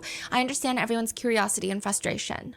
I don't know what she thought was going to happen in that. The comments were obviously exactly what you expect, but clearly not what Asia Collins expected. She responds, all right, y'all are rude as fuck and I tried, so I'm deleting this app like I had been a while ago. Reddit is nothing but disrespectful. The comments are exactly what you imagine. One person writes, this is a performative ass post. Knowing everyone is watching her and waiting for her to acknowledge it, girl, just shut the fuck up. Everything she does is so selfish and performative. She acts like someone else dying that she knew is an inconvenient bother to her and her life. It's concerning how consistently she lacks any and all empathy and basic human decency. Another reads, bitch, you knew that was a little girl. And you did shit to protect her. Never called her parents, never called the cops. This feel sorry for me. I was also groomed too. I grew up around sex workers. Literally has zero to do with this situation and everything to do with you trying to deflect. One is a bit simpler, writing, when she's older, she's gonna regret the way that she handled every step of this, especially if she's a mother herself and can view it from that lens. There isn't really a strong piece of evidence tying Asia to having any sort of criminal involvement. I would say there's a lot more speculations about Neo considering he was arrested and seemingly testified to the grand jurors. Asia's name primarily comes up frequently when you go down the Reddit rabbit holes. As for if David truly does have accomplices, DA Hochman is asked, Mr. Hochman, were there other people who were aware of this relationship? Is it possible that you will be arresting other people within his circle? And did he act alone in this death? Again, with respect to whether or not there's any other individuals or we're going to take any other actions, you will know about them if we do, but at this point, I'm not commenting. Another interesting aspect to this is the deputy DA stated that this case involves a voluminous amount of evidence, including material obtained through a wiretap. So side note, the wiretap, the prosecutors have stated that they need someone externally to review all of it, to basically check that the prosecutors are not listening to any privileged conversations, aka any conversations between David and Blair Burke, his attorney, or paralegals, or anyone on his legal team. So this would, have one assume that this wiretap took place after Celeste's body is found in David's car. So it should be interesting to see who exactly he's talking to, what he's saying to these people. I'm sure at least so crazy, at some point, Neo and Asia may have called David. Does it happen a lot, wiretapping? Not that frequently. Right. I think that this case, even the prosecutors have said, because of the decomposition state of Celeste, and because of the way the laws are set up, if David was only found guilty of dismembering a corpse, it's basically like a misdemeanor in California. It's not this huge felony. So I think they were really trying to nail him for the murder, which seems like it took a lot of time. But I tend to agree with this one netizen statement online, which is, it doesn't make sense that David had accomplices. Because one person theorizes, an accomplice with any emotional investment in this would be looking at this and freaking out. They would get rid of the body. The incinerator, the shovels, the chainsaws, the pool, all the phone evidence that's found. While he's out on tour, the accomplice could have had the perfect time of driving away with the body so that it wouldn't look like he'd done it, maybe even pretending to steal the car, or at least dispose of the pool, other items. I mean, if David is reckless, that doesn't mean an accomplice would be willing to be reckless just because.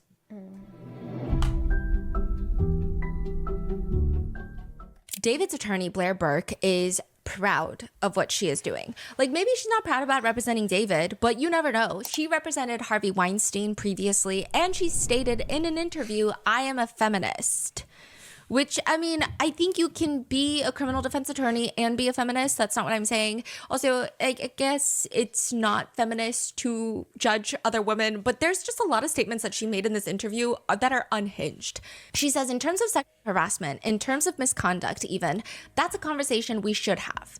But these are very complicated conversations because human interactions, sexuality and sexual conduct is on a continuum. But while it's unacceptable or not allowed of us in a workplace, for instance, someone with more power to abuse their power by being vulgar or boorish or putting their hand on a woman when it's not wanted, it's important not to conflate that with rape. Every one of these acts is not Every one of these acts is not a crime. It is definitely something we should be talking about, but it's not necessarily something we should criminalize. She continues, one of those very uncomfortable truths is that there are women who engaged in sexual contact with a man in situations when they're not necessarily attracted to that man, but that more powerful man was offering them something they wanted. Advancement, the Golden Globe, something they want, and they decided to have that encounter in order to get that, intentionally, consensually, and later regret that they did that. We can decide that that is a fundamentally coercive act and should criminalize it, but right now, it's not a crime, and I believe it shouldn't be a crime. I believe one of the dangerous things about what's happening here is we're treating women as children. We are infantilizing women. She's talking about this case? No, so this is an interview that she did around the time that she's representing Harvey Weinstein. Oh.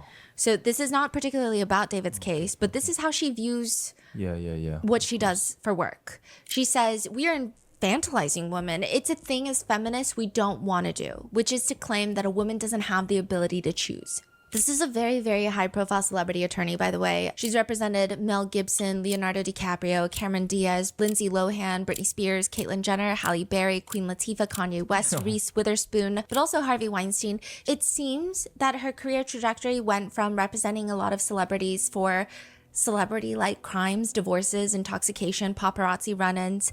But after repping Harvey Weinstein, it seems like she's become a defender of those that have been accused of SA. Which is dangerous, considering she believes and says things like this, or at least it's dangerous in my opinion, right? I think it's dangerous. But what do I know? She says things like, the idea of someone going on Instagram or Twitter and making accusations all of a sudden, that's enough to destroy a life. I don't think any of us want to accept that, and we shouldn't. Because when they come to our son or our father or our husband, we would want someone to care about the process. It's also really dangerous because with that comes this horrible slogan, believe women, as if some gender, by definition, only speaks the truth. She also says that the statute of limitations is very important, but even the way she phrases it, she says, if you were a victim of a crime, you need to report it, and there are reasons for it, because the freshness of it allows it to be a reflection of evidence. If you wait 20 years just because you didn't feel like it, that creates a problem. No victim waits 20 years to go to the authorities because they just didn't feel like it, because they felt like they had other things that they wanted to do. And in the interview, she does the thing that makes one instantly question her. She says, my colleague, Alan fucking Dershowitz. Alan fucking lives in the Epstein files, Dershowitz. Okay, so she mentions an op-ed that he wrote, so there's that. But what do you expect from the woman who literally has said, quote, just because you're a woman and make a claim on Instagram doesn't make you a victim.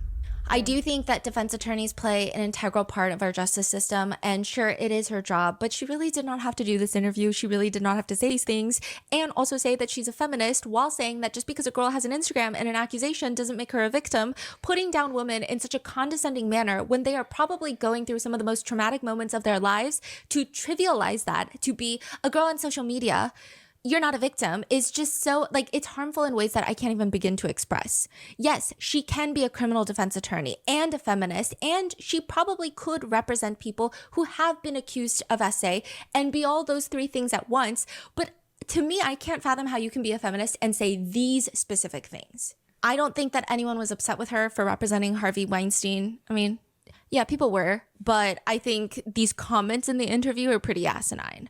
David retained Blair Burke last year when Celeste's body was first discovered in his car. He has since added Marilyn Bednarski, a death penalty defense attorney in LA, because technically David could face the death penalty. She's also just very experienced with over 100 jury trials tried in federal court under her belt. as well as Regina Peter from Blair Burke's firm. The judge presiding over the case is Judge Charlene Olmedo.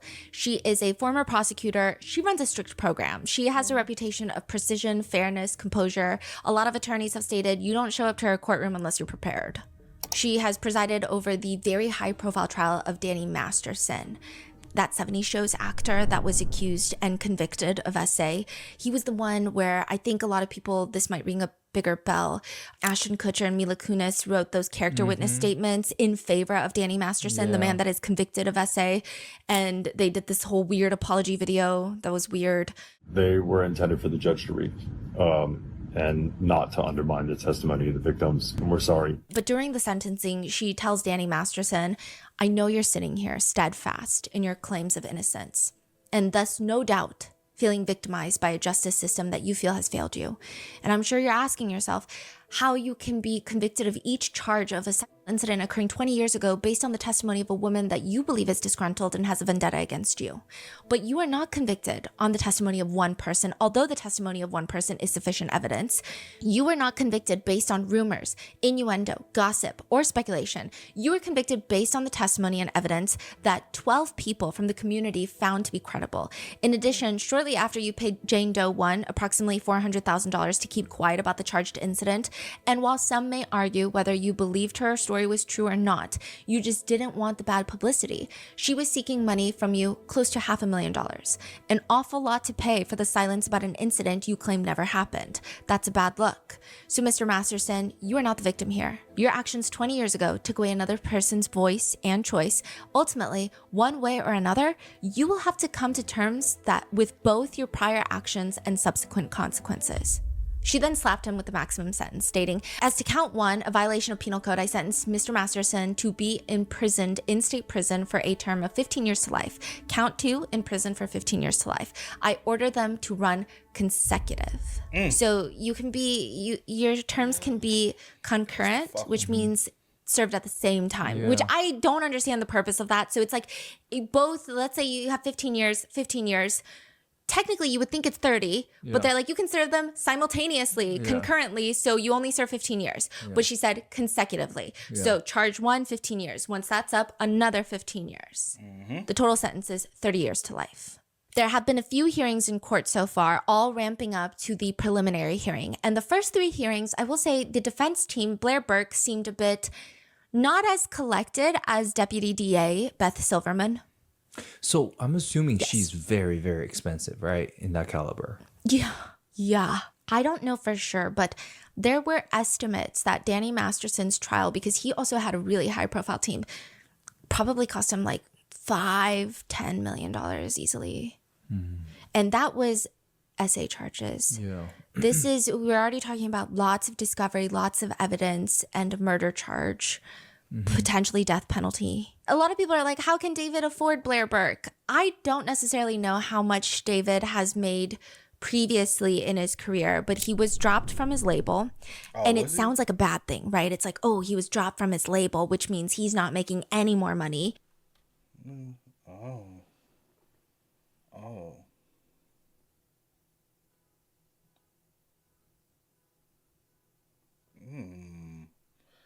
April. You said April? Right after he was arrested. So I wonder how long he's going to be able to retain this lawyer. 100%, I do believe his label put up the money behind the lawyer. That's my personal belief. I don't know. I don't have any fact checks. But his label can afford to spend $20 million on him and say, hey, we're going to recoup that off of you. But now, since they have dropped him, I don't know how long that lasts. Does she stay? Does he have the money to keep her? Who knows? Sounds like a bad thing, right? It's like, oh, he was dropped from his label, which means he's not making any more money. When the Celeste body was found, he was dropped from his label. However, it kind of almost gave him the rights to his songs back. Like, he doesn't have to split as much licensing, it appears. So he's still getting, even on Spotify, he's still getting like 23 million streams a month. I try to cross-reference with how much other artists were reporting on Reddit that they were getting paid as being the sole owner of their songs. I mean, he still probably has to pay royalties to the people who co-wrote the songs, helped produce the songs. But doesn't he make his own stuff in the closet? Yeah, but there's lots of producers that worked on his Withered album, and he could potentially be making close to like $1 million a month from streams. Dang. I don't know, because streaming is like such a weird, I'm just going based off of what people said on Reddit of how much they make per stream on certain platforms. And then I tried adding it up. My math could be horribly off, so don't trust me on this. 20 million listens right now. 23 million on Spotify. That's not including Apple Music or other streaming platforms. The only place that he's not making money is YouTube. So YouTube very quickly demonetized his account. So none of his music videos are bringing in money. Yeah.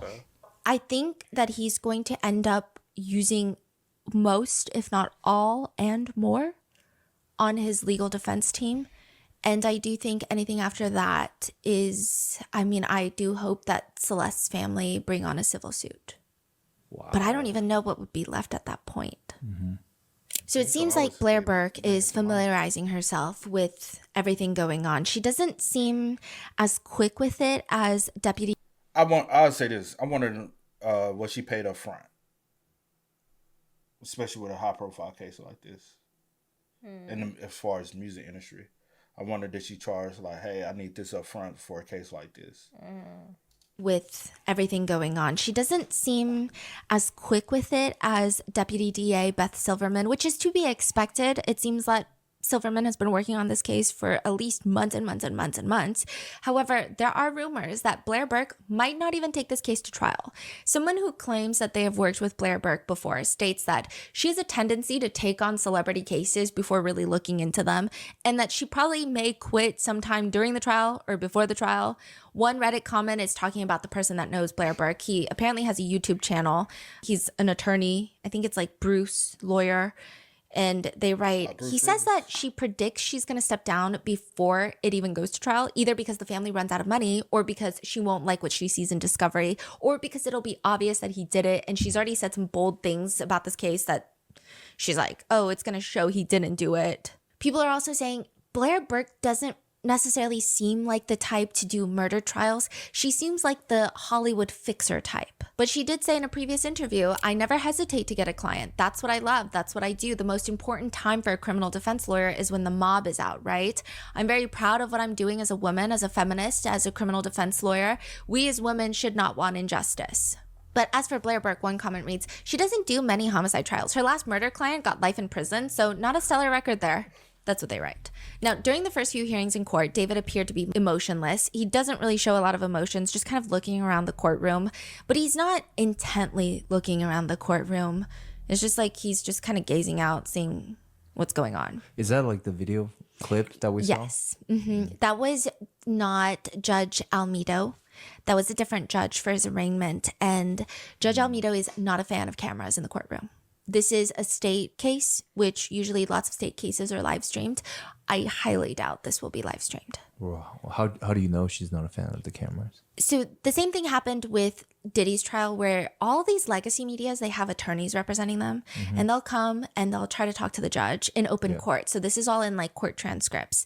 And they'll be like, hey, we need to either see something or we want cameras in the courtroom. So in this case, the attorney came up and was like, I'm representing legacy media, listing all the media companies, and like, we want cameras in the courtroom. And she's like, no. Really? She's just like, no.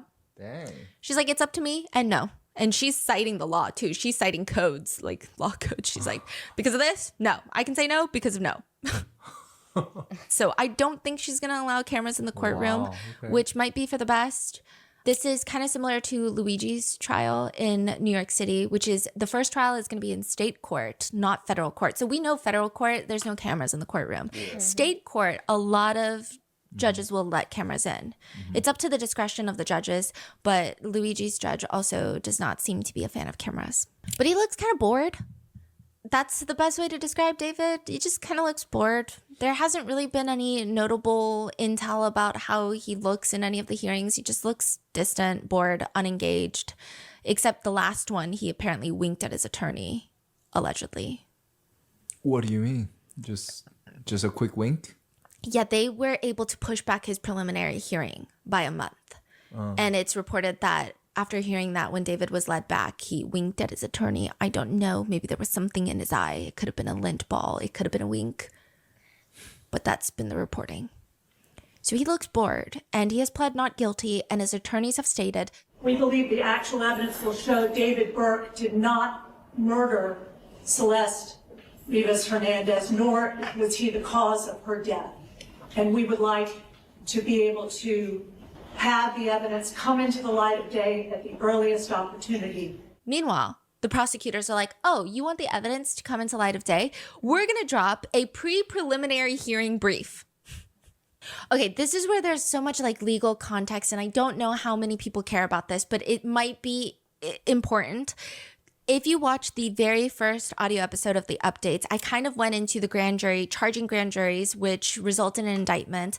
So there's multiple ways that someone can get arrested in state court in California, which is a grand jury comes with a true bill of indictment. So they voted. The DA went to the grand jurors and was like, can you vote? They're like, yes, here we go. Indictment. David Burke gets arrested. He's indicted. You see this happen in federal cases because that's how it always happens in federal cases. Indictment, arrest. Right. Or it's like arrest and then we find out about the indictment, but it's already been filed. So then in California, this is not that common. What's not common? Indictment? Indictments are not common in the state of California on a state level. Oh, okay. And that's because, for example, in a lot of places, when you get indicted, you don't really get a preliminary hearing. Okay. Because you've already been indicted. So they're like, yeah, you can go to trial. A preliminary hearing, what that is the prosecution presents evidence to the judge. And the judge decides if they're going to go to trial. Okay. The judge has to be like, okay, this is enough evidence that we have to try the case. I'm not saying you're guilty, but we have to try the case. So that's the whole purpose of a preliminary hearing. And lots of DAs, if they don't want a preliminary hearing. Because they don't want to give away their and also the defense in the preliminary hearing can actually prepare and ask questions to the witnesses that the prosecutors are bringing up. They can basically cross-examine witnesses, like a mini cross. Yeah, they don't like that. The DAs are like, we don't like that. That's annoying. We don't like it. Yeah. Now, in the state of California, even if you are indicted, you can legally request a preliminary hearing. So it's kind of pointless. It's pointless because you're indicted. So in most cases, like federal case, you're going straight to trial. I mean, you're going to have tons of status conferences and all these things and hearings, but you're going to trial. Yeah. Why are we doing another? Yeah.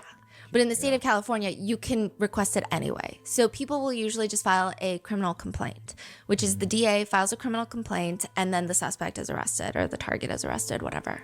At any point, there needs to be a decision made where there is enough evidence to go to trial. Yeah. Right? Indictment, the grand jurors decide there is enough evidence to go to trial. Right. So on a federal level, they just go to trial. Yeah. If they plead not guilty, right? They go to trial. But in California state, even if the grand jurors say there's enough to go to trial, the defendant can say, no, I want the judge to reconfirm this, basically. I want a preliminary hearing. Okay? But there was no indictment in this. Just a criminal complaint. David is arrested, then there's a criminal complaint. So now someone needs to decide if there's enough to go to trial, which is they have to have a preliminary hearing. Right. Now, here's the interesting thing. Preliminary hearings, legally, the defendant is allowed those in a timely manner. I think it's like 10 court days.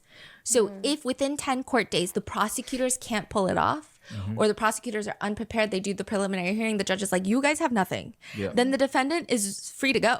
Like, you can't just keep them until you're ready to do a preliminary hearing. Right. So the defendant is usually like, okay, maybe we'll go with the preliminary hearing if they feel like there's not enough evidence. Right. So Blair Burke, she's coming into these court hearings and she's like, yes, my client would like a timely preliminary hearing. Let's schedule it. So the first schedule was like May 1st. Okay. Then they're like, we need some of the information that the prosecutors have so we can prepare for the preliminary hearing. And this is where it gets very tricky because just like the law, the defense is entitled to discovery for the trial. Like there is different, but you're not entitled to all the discovery for the preliminary hearing. Yeah. There's like certain benchmarks I think they have to meet, like certain discovery they have to turn over. So it's been like a whole headache. And then it got pushed to May 26th. And then the defense is like, maybe we need a little bit longer. Yeah. So now it's June 29th. And this is the thing. I mean, the fact that they were even wanting it so soon is unheard of. Usually the defendants don't want a quick preliminary hearing. They want the defense to prepare as long as possible. They want to go through the discovery. They want to study it. They want to know, kind of what to expect, who they expect to testify, to cross-examine. And now I don't think any of the star witnesses are going to testify. Just putting that out there, I think it's going to be lots of police officers, and I think it's going to be forensic experts. So this is what I'm getting out of this is that at first David's team was like, okay, let's just do this thing because they think they maybe can get away with it. Let's just get it over with. Yeah, sometimes from what I can tell online and from lawyers who have been speaking up about this, is that a defendant will push the attorney to want it sooner because they're like, I just want to get out of here. Like, like, come on. Let's go. Yeah. And then as the day started to approach, they were like, wait, hold on. We need to be better prepared. Can you guys give me more information? So that's when the real, Yeah. I think there was a lot of conversation and even almost fear-mongering of people saying, well, he wasn't indicted, so the prosecutors might not be ready. The prosecutors have no idea what they're doing because he wasn't indicted, and it already took 7 months to arrest him. Like, they're a mess. But in the state of California, on a state level, most felony charges do not come with an indictment. They come with a criminal complaint, and there is a prelim. Okay, so you're saying you think they're totally ready. Yeah, and then just like seeing the way Beth Silverman is conducting herself in these hearings, she seems like she knows what the fuck up. The DA, right? She's the deputy DA. She's in charge of this case, yes. Yeah. But there was also questions of, oh, well, David was arrested before the criminal complaint. So maybe the LAPD arrested them and the DA's office is scrambling, right? But it doesn't seem like that. Beth Silverman is coming here locked and loaded. She seems like she's been ready. She's the one that said there's 40 terabytes of evidence. Yes, right. Yes. And the defense was saying things like, we hope all the evidence will come to light and see the light of day. And that is when the prosecutors drop the pre-preliminary hearing brief, which is a bit unusual. People don't really drop it at this stage. But it seems like they had the opening. The defense was already like, we want the evidence to come to light. Prosecutors are like, okay, bet. Like, we're going to drop this brief. And also, it's a way to control the narrative for them. And it's, I guess, in a good way, it's to educate the judge on what has been happening behind the scenes so that the judge is also very aware. Wow. Now, Blair Burke and her team did not like that. They were like, we got to seal this shit. Seal it. This cannot be public. Blair Burke said, Your Honor, late this morning, we received a digital copy of what appeared to be a pre-preliminary hearing brief filed by the prosecution. I come to the court with a very serious concern given I think what can be characterized as the extreme media attention so far in this case. And the prosecution has appeared to file a rather unusual, in my experience, pre-preliminary hearing brief that appears to be a very one-sided version of what is anticipated as the evidence in this case. But no evidence has been presented by the prosecution in a courtroom. Certainly there has been no adjudication of the admissibility of that evidence. There's no ruling, basically, of if that evidence is, enough to go to trial. And we have a very real concern about the reasonable possibility of the jury pool at a future trial being tainted.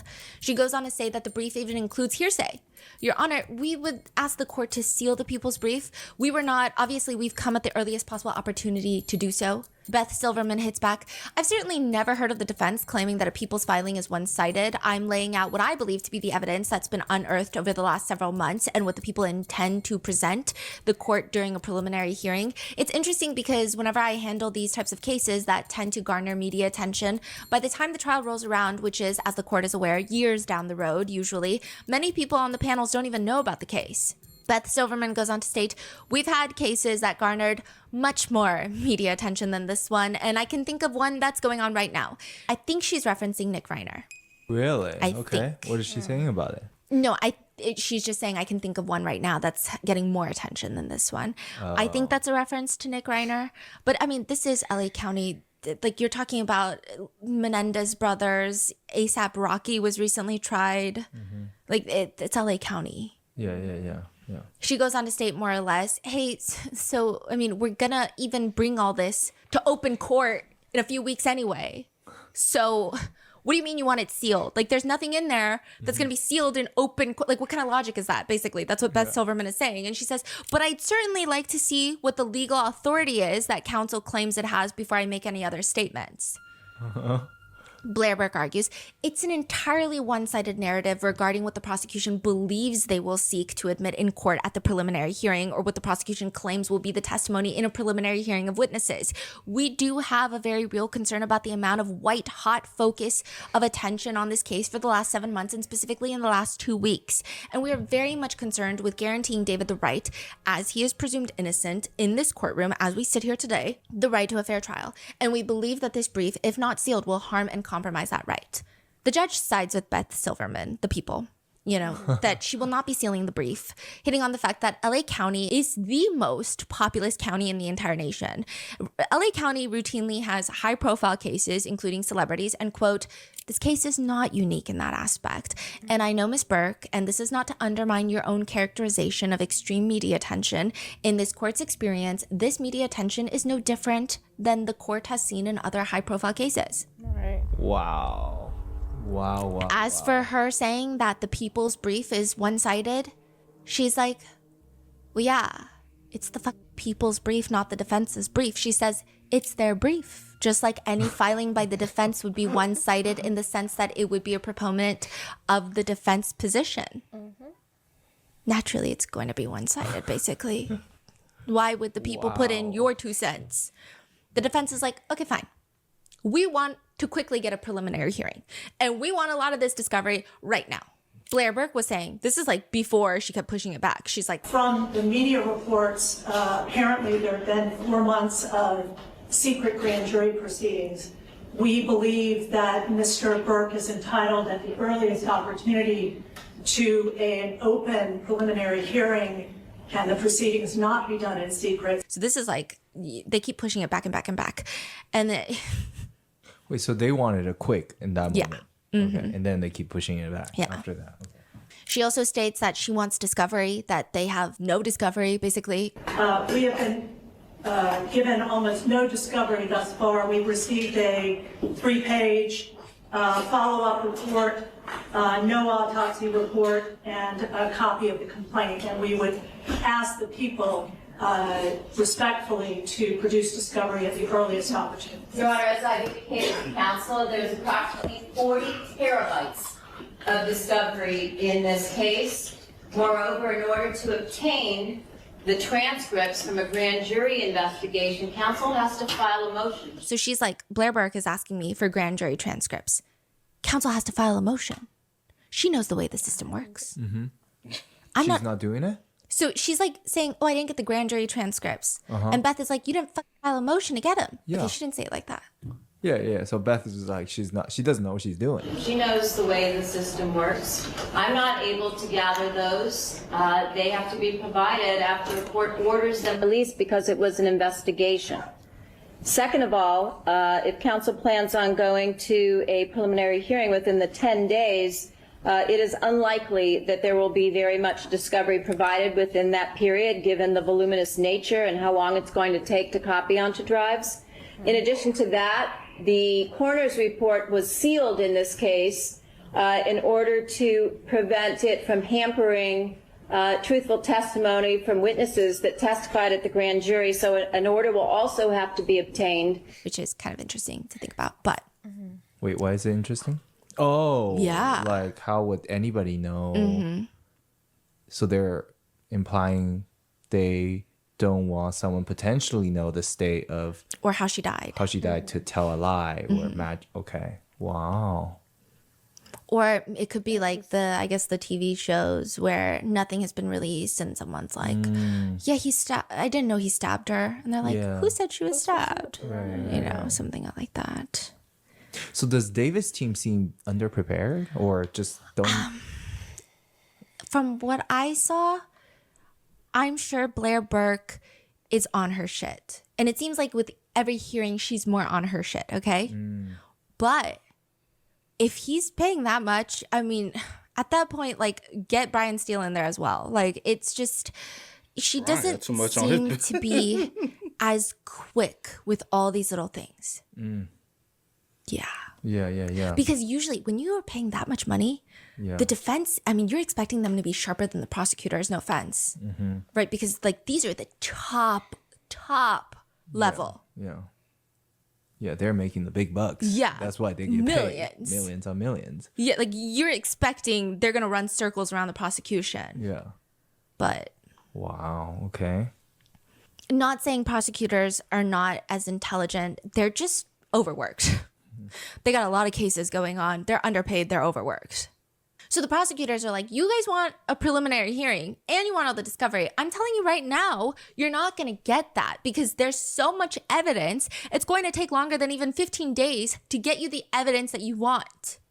Throughout the investigation, we've accrued approximately 50 terabytes of data. Over the last approximately month, maybe 5 weeks, Robbery Homicide Division has been trying to upload their entire investigative file through a system that the county purchased for the DA's office, where we're all supposed to be able to share information with defense counsel directly. After approximately 4.5 weeks, 5 weeks, only 30% of the LAPD's case file has been uploaded, and that is using multiple computers. There is a voluminous amount of digital data in this case. She also gives us an idea of what kind of evidence there will be. There are police reports and documents from the LAPD, from the Sheriff's Department, from the CHP. There's body-worn video. There are numerous forensic reports, including DNA trace evidence, field investigative unit services, chemical processing. There are property reports. There are vehicle reports. There are arrest and booking reports. All of those things we are going to endeavor to turn over, hopefully tomorrow afternoon. Wow. Overall, Beth Silverman seems super confident. David's team seems a little less confident. There are a lot of interesting moments where David's team seem okay, maybe like it just takes a second for them to get into the groove of things, but there's this moment where the defense requests the judge to unseal the search warrants. We'd ask that we'd orally move to unseal them so that the court can issue an order. So that like we're just asking through mouth. The court is like, yeah, I'm not sure I can issue just a general order to unseal search warrants without specific case numbers. I don't have a problem with issuing an order, but I think I would need to have the specific, and by case number, it wouldn't be this case number. Beth Silverman talks to a detective and she's like, okay, I'll get you all the warrant numbers. And later Blair Burke is like, by the way, I brought you this 5 terabyte drive for you since you told me last time in open court that the 1 terabyte drive I gave you wasn't enough. Wait. Okay, so previously, Blair Burke gave Beth Silverman a 1 terabyte drive. Okay, which like is notoriously not a lot. Like this is 1 terabyte. There have been FOIA requests that we've done where they're like, send us a fucking 1 terabyte drive. And it's like police reports, right? So I'm assuming in this case, it's massive and they're sending a 1 terabyte drive. Okay. And she knows there's 50 terabytes. So then she sends a 1 terabyte drive and Beth Silverman in open court is like, what did you think you were going to do with that? Like, what do you want us to do with that? That's nothing. We need a lot more than that. Like you keep asking us for discovery and you give us a 1 terabyte drive. So then she's like, by the way, I brought this 5 terabyte drive. Okay. She's like waving it around, I think. Now they want specifically before this prelim, it seems that the defense clearly want the iCloud data. This is iCloud from David's iCloud account. They want that. What? That's what they want? And by the way, the CSAM is not going to be on there. We're going to get into that in a second, but they want the iCloud data. Whatever's on that iCloud, I don't know. What is on that iCloud? Yeah. Photos? Probably. Photos? Voice memo, maybe? Notes apps these days. People have been doing lots of notes apps. He seems like the type to do that. Yeah, so they're like, we want the iCloud data. Beth Silverman was like, that iCloud data in totality, just the iCloud data is probably like 8 terabytes, which this has been, again, misspoken in the news and on Reddit of like, it's 8 terabytes of CSAM. It's just 8 terabytes of iCloud data. And none of the CSAM is going to be on there, obviously. They can't just like hand over CSAM like that. So Beth Silverman is like, okay, we'll get your fast 5 terabyte hard drive out of here. She doesn't say it like that, but more or less. She is like, absolutely... I will say absolutely under no circumstances did she say that. I'm just making things up. It just sounds like that, okay? She's like, I'm sorry. Just so counsel's aware, and I'm sure the court knows this, we cannot place an item that is larger than the capacity of the drive you provided us on 2 different drives. She's like legally speaking, we don't do this. I can't split up evidence. So if the iCloud data is 8 terabytes, I can't put 4 on this one and 4 on the other one. You got to at least give me a 10 terabyte drive and I can put all the 8 terabytes in that 10 terabyte drive. So basically, get your ass 5 terabyte drive out of here. Is that not? So you make enough money. And Beth Silverman is like, it cannot be split. These are direct transcripts, not the 5 terabyte drive, but like the rest of it. Blair Burke says so. Beth Silverman says it cannot be split. I heard that for the first time today. We will do that and deliver it tomorrow. She's like, I'll get you your 10 terabyte drive tomorrow. And she says, great. And also going forward, I've been informed that when you give up a hard drive, it needs to be sealed. In other words, you know, you give us an open box. We need a sealed hard drive, like in the original packaging. Okay. Yeah. You Wow. don't think she'll know that? Maybe I'll see. She knows that. Like, she playing. She coming up in there playing, child. She's 100% trying to delay the process because you know whether or not. I wonder, did he do the OJ thing, right? Where you inform your counsel whether you're guilty or not. Which a lot of, not just saying OJ, I'm just saying referencing a situation. I know what you mean. Yeah, just but give an example. A lot of attorneys ask you, hey, just be honest with me so I know what I'm getting myself into. Did you commit the crime or not? I wonder, did she ask him that? I'm sorry, y'all. Because I wonder, would he even be truthful with her and be like, yeah, I did it. Okay, let me, because it's kind of like, before I get my ass up here and look like an ass, let me know what I'm dealing with and let me know some truth. Don't just lie to me knowing. And some counsels don't want to know. Man, fuck that. So if you were a counsel, what you want? I don't know. It depends. I don't know. Don't be hitting me with that. I don't know. I don't know.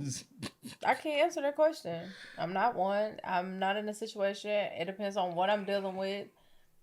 I don't know. That's very. I just think personally, I would want to know.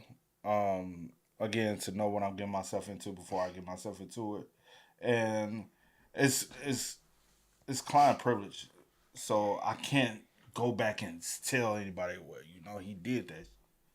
Yeah, but I feel like some may not. I agree with you. Some want to know, some may not want to know, so that I don't have this in the back of my mind that I know you did. So I have to get up here because I don't want anything like my subconscious to like. Some just everyone's different. We don't have to keep on going back and forth with it, but everyone's different. I do know a lot of people. Some counsels do want to know. Some like, I don't want to know nothing. I'm just going to defend you, whatever. But I don't know. See her in her full glory soon, I guess. But it's interesting. It's just interesting.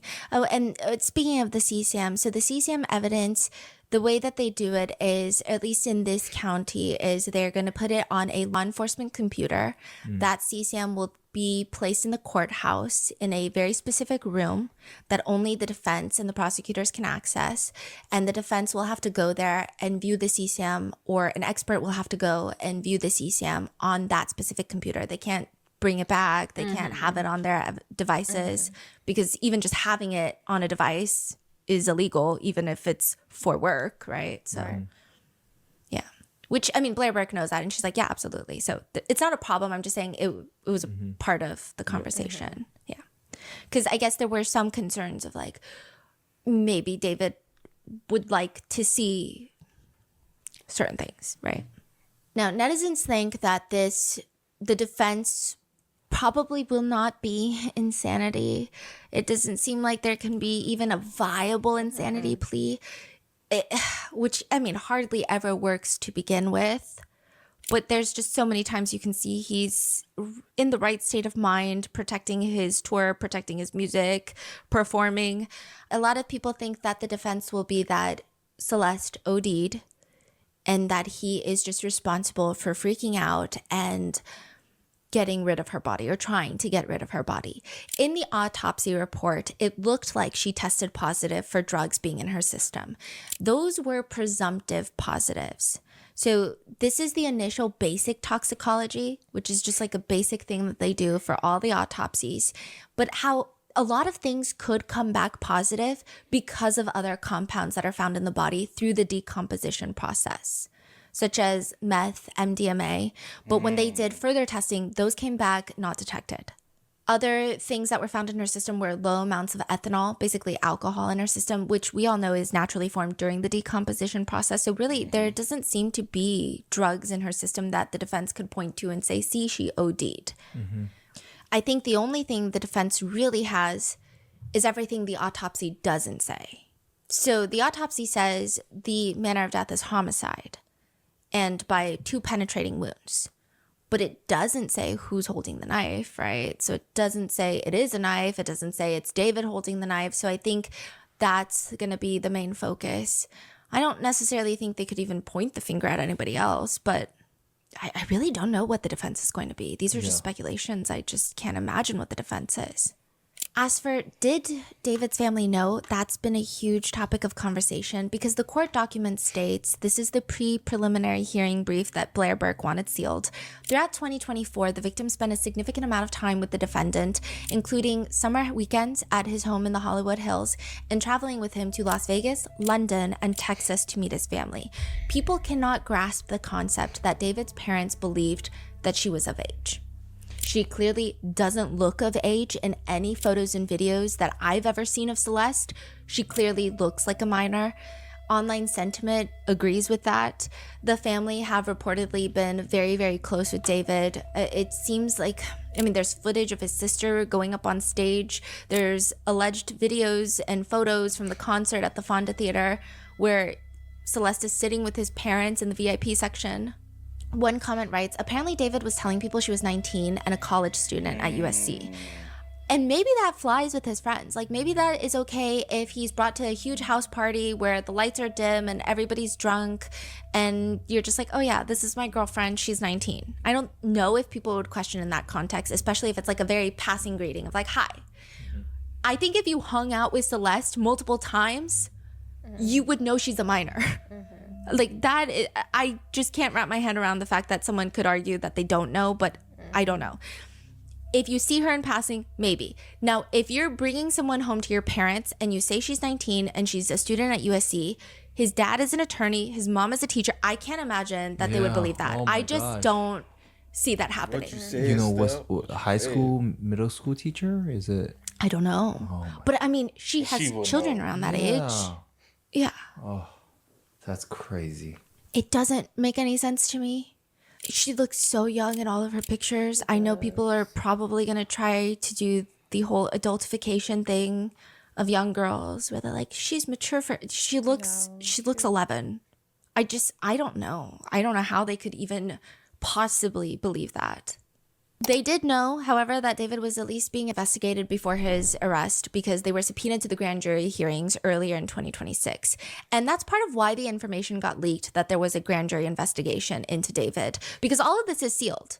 So it gets leaked in 2 big ways. So the first of them is that David's parents and his brother Caleb, the 3 of them, Caleb is now 18, they fight the subpoena. They're in Texas and they file a petition of habeas corpus contending that the court's order summoning them to testify in California violates due process. So this is public. So like they have to reference the grand jury investigation and they have to reference that David is the target of the investigation. That's how people found out? Yeah. So that's how they're like, oh, we can confirm for sure there's grand jury investigations into David. Because otherwise it's sealed. And then Neo gets arrested and it's kind of like, okay, now we can like definitely confirm again, once more, that this is happening. But they did end up going? No. The families? No, yeah. Oh. They've still been fighting it out in court. Okay. Yeah. So the DA's office fought telling the judge in Texas. I would say if a car with a dismembered, decomposing body is registered to your home address, because David's car was registered to Texas, you should expect to be questioned by the authorities about that. And that's what this is, Judge. I'm asking you to find that the family witnesses are necessary and material, and I'm asking you to find that it will not cause them undue hardship.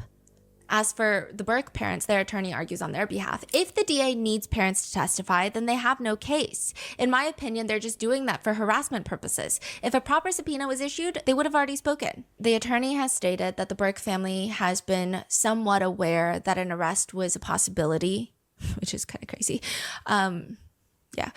Which, side note, David also transferred 2 of his Houston houses to a trust under his mom's name. I believe his mom is the beneficiary of the trust. That was back in September of last year. So he moved quick with that. Really quick. Wait, September? The body was found in September? Yeah. And within like 10 days, he moved the house to his mom, both houses. And that must be in the work already then. Yes, maybe. If I'm not mistaken, that's a very lengthy process to move a house, title deed, whatever, to a trust, to like move ownership. I'm sure you have to get, I don't know if he has a mortgage. Like lots of people are involved. Yeah. He for sure started that before. Or got it done very quickly.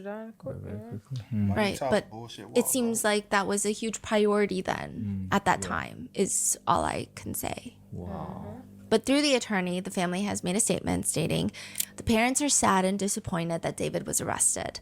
However, they fully stand behind him and believe he is innocent. They fully support him. Caleb, this is David's 18-year-old brother. He was seen in that video with Celeste and his little sister at the Fonda Theater. He has unfollowed David on Instagram since David's arrest. He takes to his story to write, all pedophiles and rapists should die, period. So that was kind of the very first statement that he ever made. During the grand jury investigations, because he also filed a habeas corpus to not testify in front of the grand jury, people thought that he was probably on the same sentiment that David's parents were on, which is they're going to stand by David. But then he posted that. And so people were wondering, okay, well, clearly this is in the context of everything happening. It seems like he could really only be talking about David, right? Is what people were thinking. Then he was also seen liking comments like justice for Celeste. After David's arrest, though, around the time of David's arrest, Caleb starts releasing more music. I will say that he didn't just kickstart his career after David's arrest. This is not like a new thing, which I do think would be very problematic. He has been releasing music for a long time, for like the past 3 or 4 years. He actually went under a different stage name. So he went from being Caleb with a V, so CVLEB. That was his stage name, similar to like David. But then he changed it to Karakova to further distance himself from his brother. So he released 2 songs. One was titled Sex, which kind of sent the internet off on a witch hunt of people accusing Caleb at best being insensitive, at worst being involved. There were a lot of accusations being thrown about. Caleb Burke has since come out to state, quote, "I've been wanting to say something for a while, but I have to be careful about what I say. This is an ongoing legal matter. I don't want to make this horrible situation about me. I want justice for Celeste and her family. I've seen people say that I knew what was going on and was protecting my brother. This is not true at all. I have not lived with my brother for years and was not very close with him. We didn't speak often other than when our family was brought on tour or he was visiting home. I was around Celeste a few times when I was 15. I did not know her well, and I did not know her age." But you're 15 when you was around her. She was probably what, 13? You can't tell somebody of your peer group the way they're talking, the way they're acting, you think a 19-year-old girl, woman, she would have been an adult. That's the age he was telling everybody she was. In college, it's gonna be goofy and acting, you know what I'm saying, certain ways with the 15-year-old.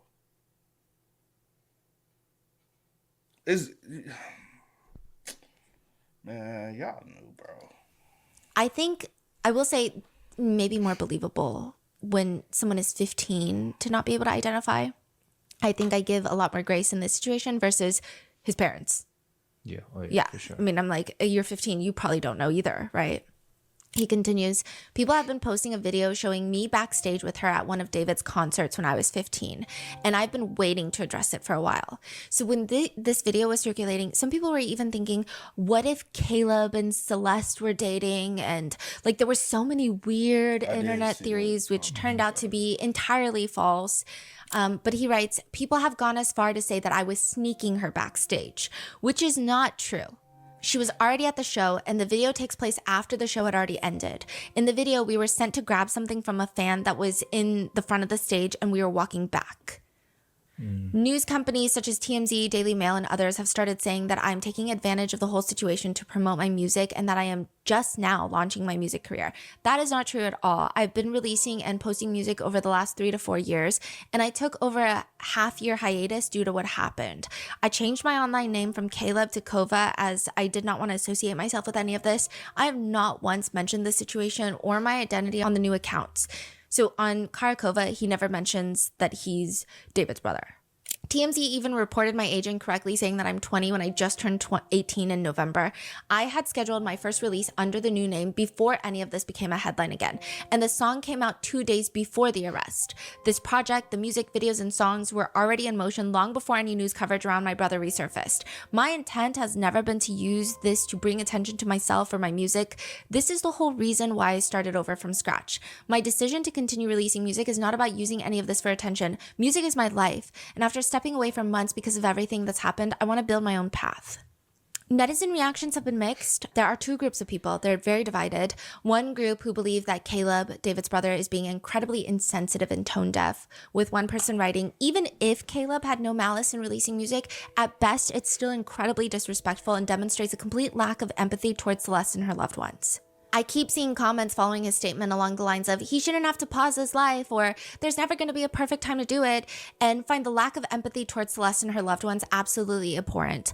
No matter how you spin it, even if he had nothing to do with this case, he is someone who is way too close to this case for this to be anything but in bad taste. Anyone who says, quote, there will never be a perfect time is being willfully ignorant. Are you telling me there is truly no better time than right fucking now?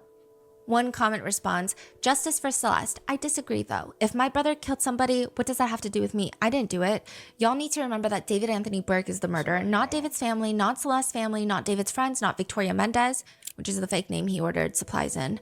It was David. Be mad at him. Another perspective reads, first, nobody in this case deserves more sympathy and empathy than Celeste and the Rivas Hernandez family, but people should really give Caleb a break. He is not the same person as David. Just because his older brother made a terrible decision does not mean that Caleb should have to suffer. He has already disowned him on Instagram, stating that he thinks all rapists and pedophiles should die. He basically voiced that he wants death for his own brother.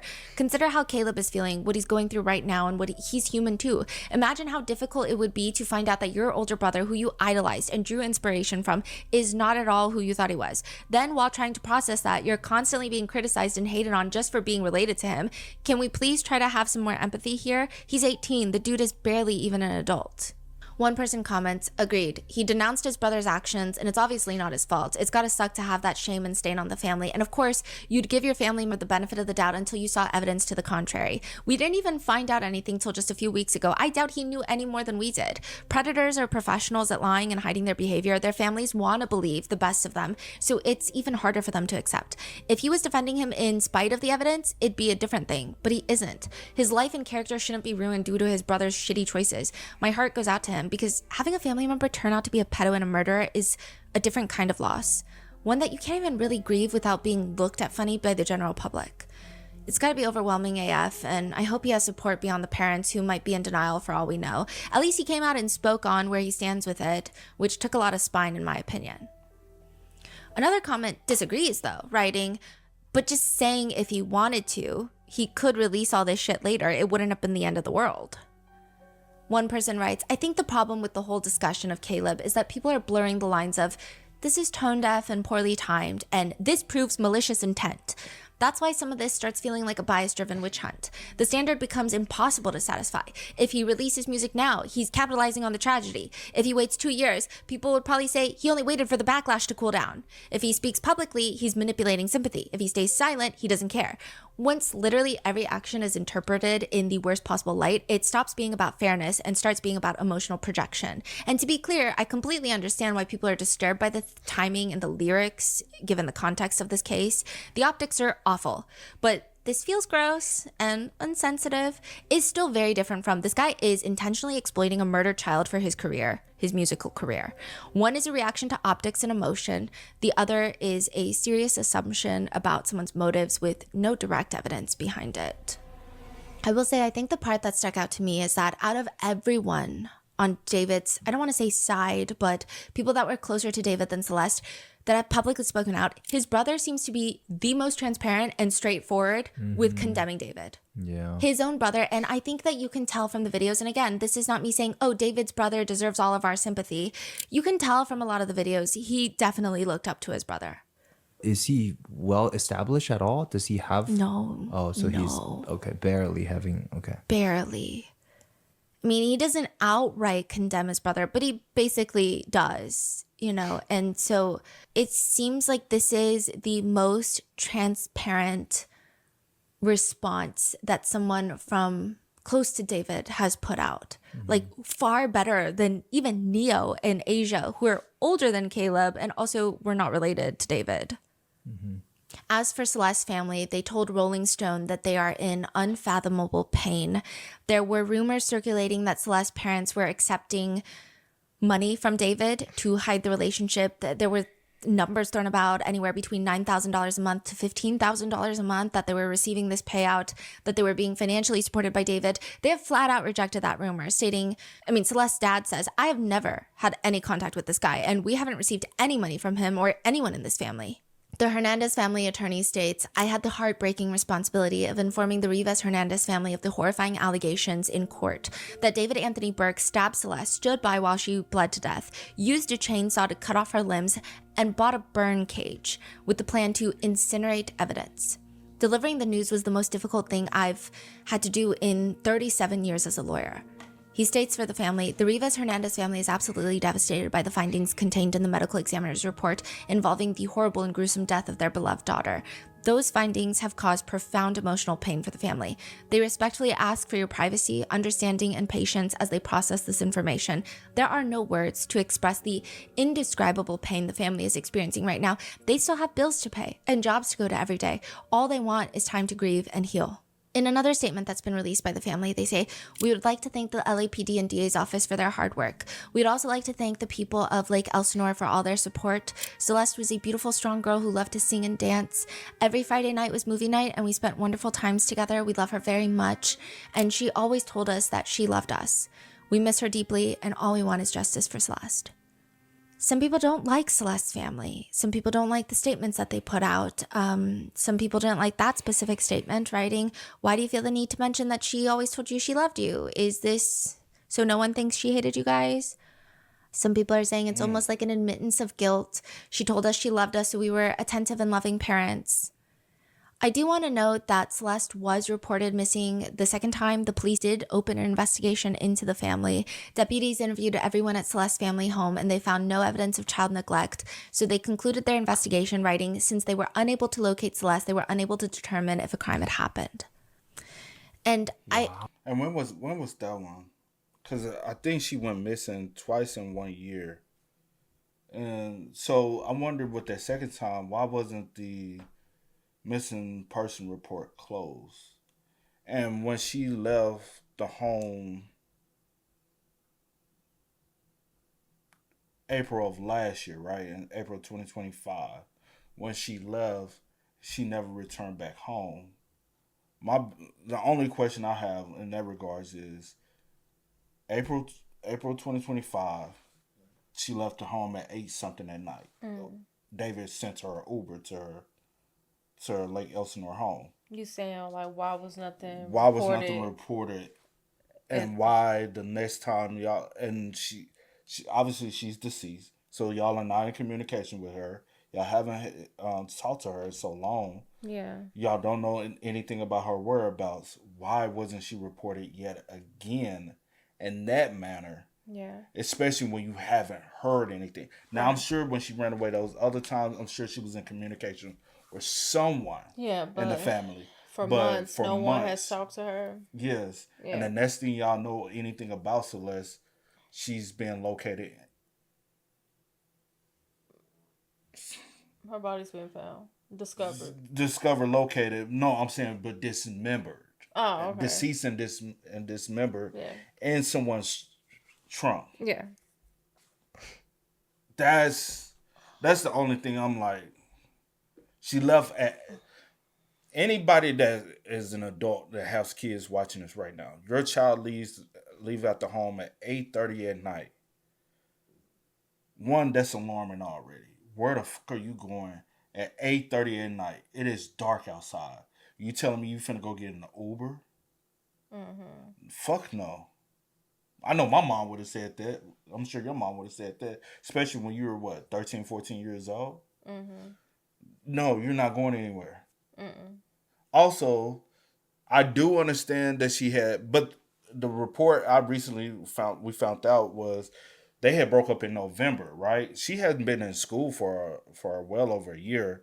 They broke up. Okay, school started back. Why is she not back in school? There's a lot of questions I have pertaining to a lot of things that could have been done and set in place, but wasn't. Mm-hmm. Now, am I justifying saying that he was? No, I'm not saying, because I don't know if they were paid. He paid them. I don't know that information, but some things are still just alarming because you go so long, months without. I agree. It's weird. I mean, I think there could be a lot of factors. There's no evidence. There's TikTok repost, random statements from people who claim they were friends with Celeste. There's TikTok reposts that allegedly Celeste made in an account, and even that's really hard to verify, where she might have liked things that insinuated that she had a rough home life. But I think having a rough home life is leagues away from having neglectful parents that played some sort of role in not protecting you enough. I think in a perfect world, every parent should protect their child in a way that they can't go missing, that they cannot be groomed. But that's a very perfect world, and there could be a lot of factors of why they didn't even feel comfortable going to the police. I think some people have drawn the speculation that Celeste's family didn't really bother to continue bothering the police about Celeste going missing because they didn't care. I don't think that's the case. I mean, you're also talking about a time that's heavy with probably ICE presence. Immigration status could also play a role. Socioeconomic status definitely plays a role. I mean, she was missing for so many months and the police weren't really looking for her. So even if they had gone to the police every day, which we don't know if they did or did not, we don't know why the police weren't looking for her. Mm-hmm. Maybe they have already had dealt with the police and they know the police is not going to look for Celeste because, I mean, they didn't look for a girl who's missing from a socioeconomically not a stable background. I'm sure if this was a missing girl from the Hollywood Hills, they would have looked for her. But also, you gotta at some point, yes, I hear what Stephanie's saying. But also, at some point, okay, they ain't gonna do nothing about it. We already aware because at some point somebody sent the email to his management team, so y'all know that I'm finna go find you. I'm finna pop up at one of your shows. I'm finna do something. Where's Celeste? He's touring. He's doing certain things. You can go buy a ticket to one of his shows. You can show up because y'all. If that information is true, then you did have knowledge that she was involved with this guy in some sort. Because it was also reported that the family did. When she ran away the first time she came back home, they took her phone and saw that she was in communication with a guy named David. Also, the second time, it was the situation where when the police showed up at his doorstep. So obviously, we know for a fact that she is involved with him. Mm-hmm. We know that, especially for us to be able to reach out. So again, this third time, you just feel like all things were not exhausted to find her. I feel like nothing was done. Yeah. I'm saying, like, in the manner, like, okay, people may feel like, okay, they reported her a couple times, whatever. Yeah. But that night when she left out the house and no one has been in communication with her, which, granted, I don't know if someone tried to get if whatever the case may be, but the fact that everything is going unanswered, nothing is happening. I'm pretty sure you calling at this point, the phone is just going straight to voicemail. Things seem a little alarming. I feel like I'm not a mother, whatever the case may be, but I mean, I get gut feelings all the time when I feel like something is not right or something is wrong or something is happening, whatever the case may be. And if you have some type of knowledge of when she does, run away, who she's going to. But for months, you haven't heard anything? As a sister, as a brother, as a cousin, as a mother, as a father, I'm doing everything I need to do to try to get my baby back or my loved one back or whatever the case may be. Like, I'm trying to find out your address. I'm popping up. Like, I'm doing something. He got concerts going on right now. We showing up to the show. And granted, I'm not trying to blame them for no, because he decided to do that. That's solely on him. Yeah. But I do get where you're coming from, and some of the other people that's online that have that same rhetoric. I get where y'all coming from. Yeah. That's what I'm saying. I think there's a lot of nuance that maybe we need to factor into this case. And I think out of everyone that the netizens should attack, Celeste's family is probably last on that list. London, however, has been a huge issue.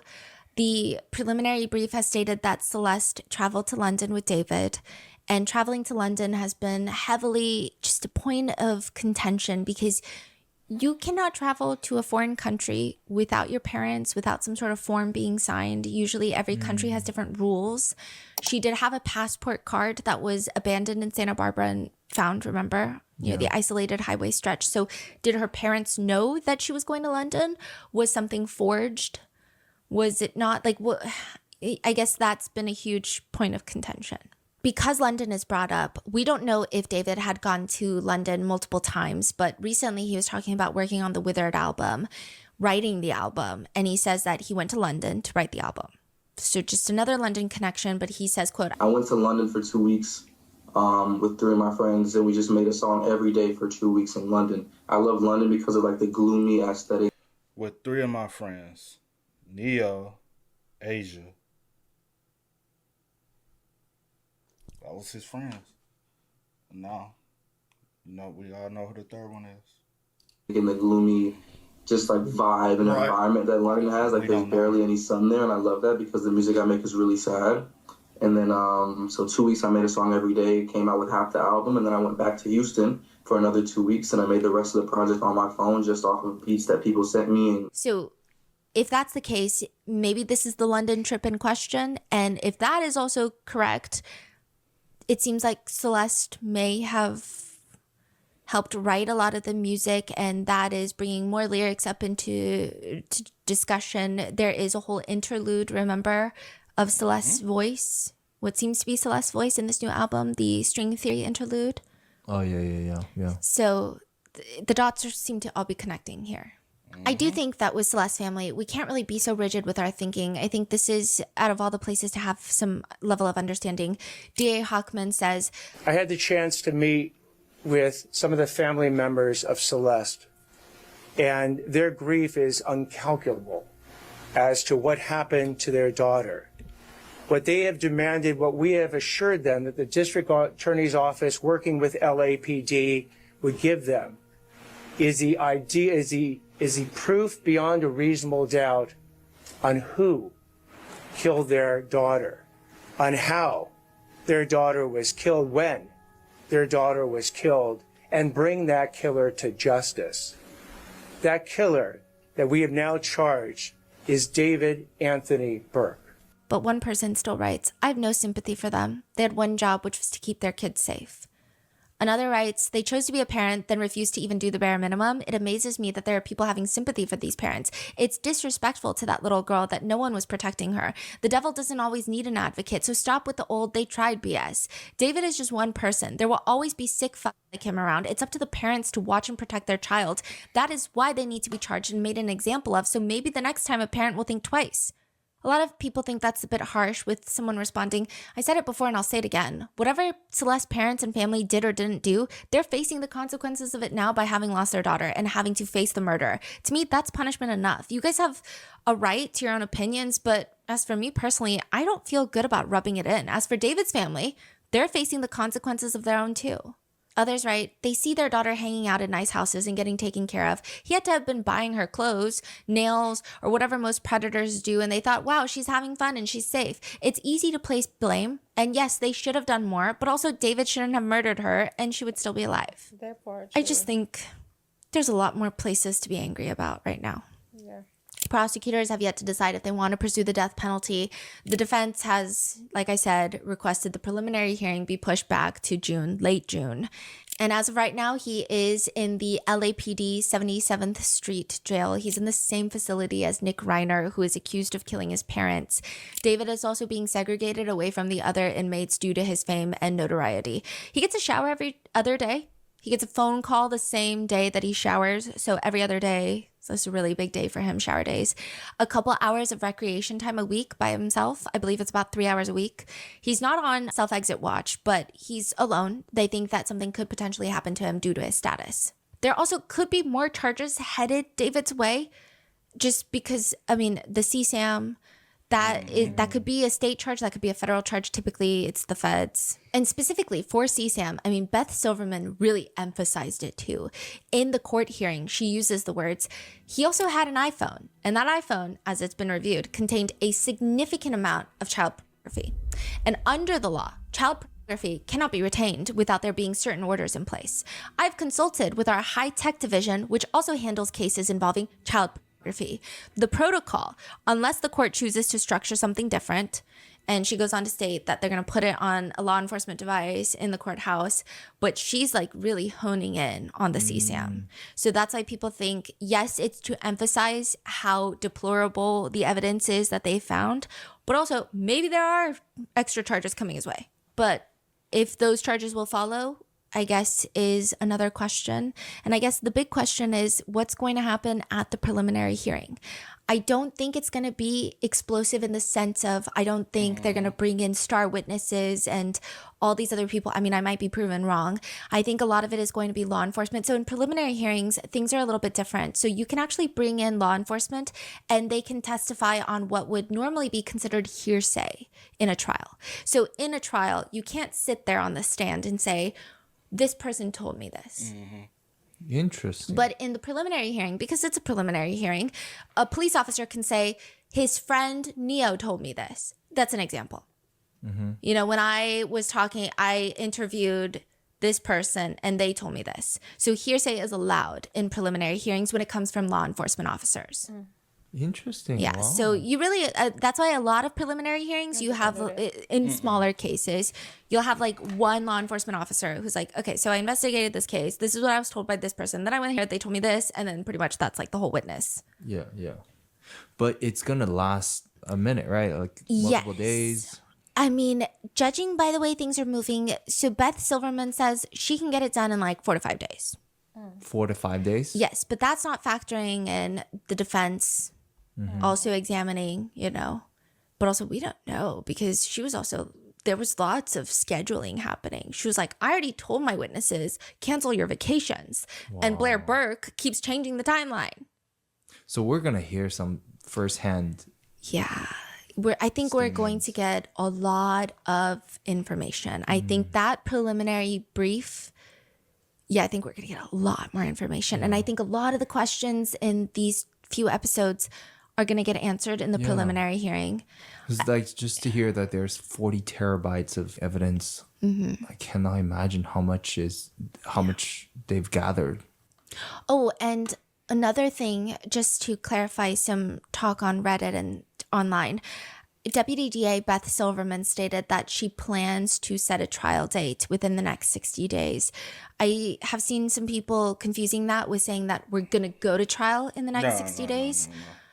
I think they're that just setting a date. Yeah, within and the next 60 days. that date is probably going to be years from now. That is if there is a trial. I mean, I think the judge is obviously, the preliminary hearing is going to go in favor of the prosecution. There's going to be a trial, but that's if David doesn't plead guilty. Yeah. Is that a possibility, you think? Yep. I don't think so. I don't think the DA is going to give him any sort of plea deal that he would like. Another thing, there's like politics involved. So DA Hockman was recently elected. And there's, you know, this is his career, as with all DAs.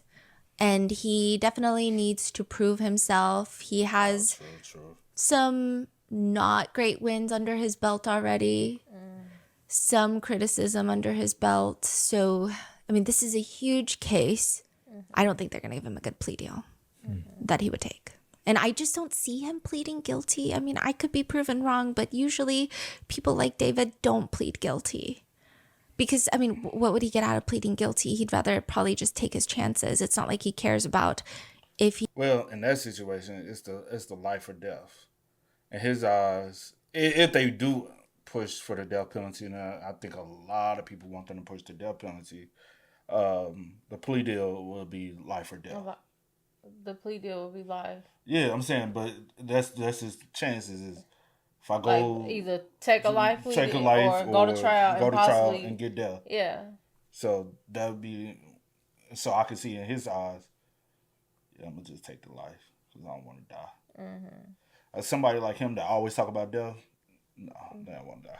He's going into debt paying for his attorney, or his parents are going into debt paying for his attorney. Okay. But yeah, so I will keep you guys updated once the preliminary hearing starts, and obviously with the future trial, when and if that occurs. But what are your thoughts on this case? Let me know in the comments. So with that, be safe, and I will see you in the next one. Well, with that, I think we said everything we need to say. Oh, you could go. No, I was just going to say, like, we shouldn't even be sitting here having to even have this whole discussion on this case and all that, because it should have never happened in the first place. Yeah. And he shouldn't have been in contact with her in the first place. So many people around knew, and they should have already had told, and they should have had checked him for it in the first place. But even if none of that happened, her life is not, you don't pick and choose somebody's life span. No. You don't get to choose when somebody dies. And I agree with what you're saying, but also at the end of the day, he grown, and you can only tell a grown person so much, like what to do. Like he go at the end of the day, go still do what he want to do. True. He a grown man. True. But yeah, But in that case, I just definitely inform the police. There's too many grown people around. I agree with that. Like we stated that earlier. I do agree with that. Like, you know, like, oh, I don't feel like it was my responsibility to da da da da. Well, I mean, okay, you may feel like you can't make him, but at least you could have reported it. Like, but it's your I know something going on under my nose. I'm gonna, you know what I'm saying? But whatever. But you know. Rest in peace to Celeste. Yeah. I just can't even wrap my head around the way that he did her. Yeah. But yeah.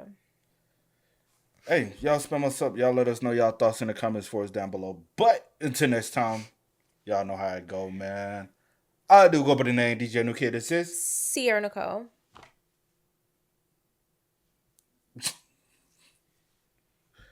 I do go by the name DJ New Kid. This is Sierra Nicole. We are. We are. Time to kick it, got a stack of flip for my folks. Dollar, dollar, dollar, dollar. Please tell me you can hear me. Don't turn your back and don't neglect me. Just let me know if you need me. Dollar, dollar, dollar, dollar. Let me watch out for my partners. Keep my money low, get my team strong. Let me run away from my problems.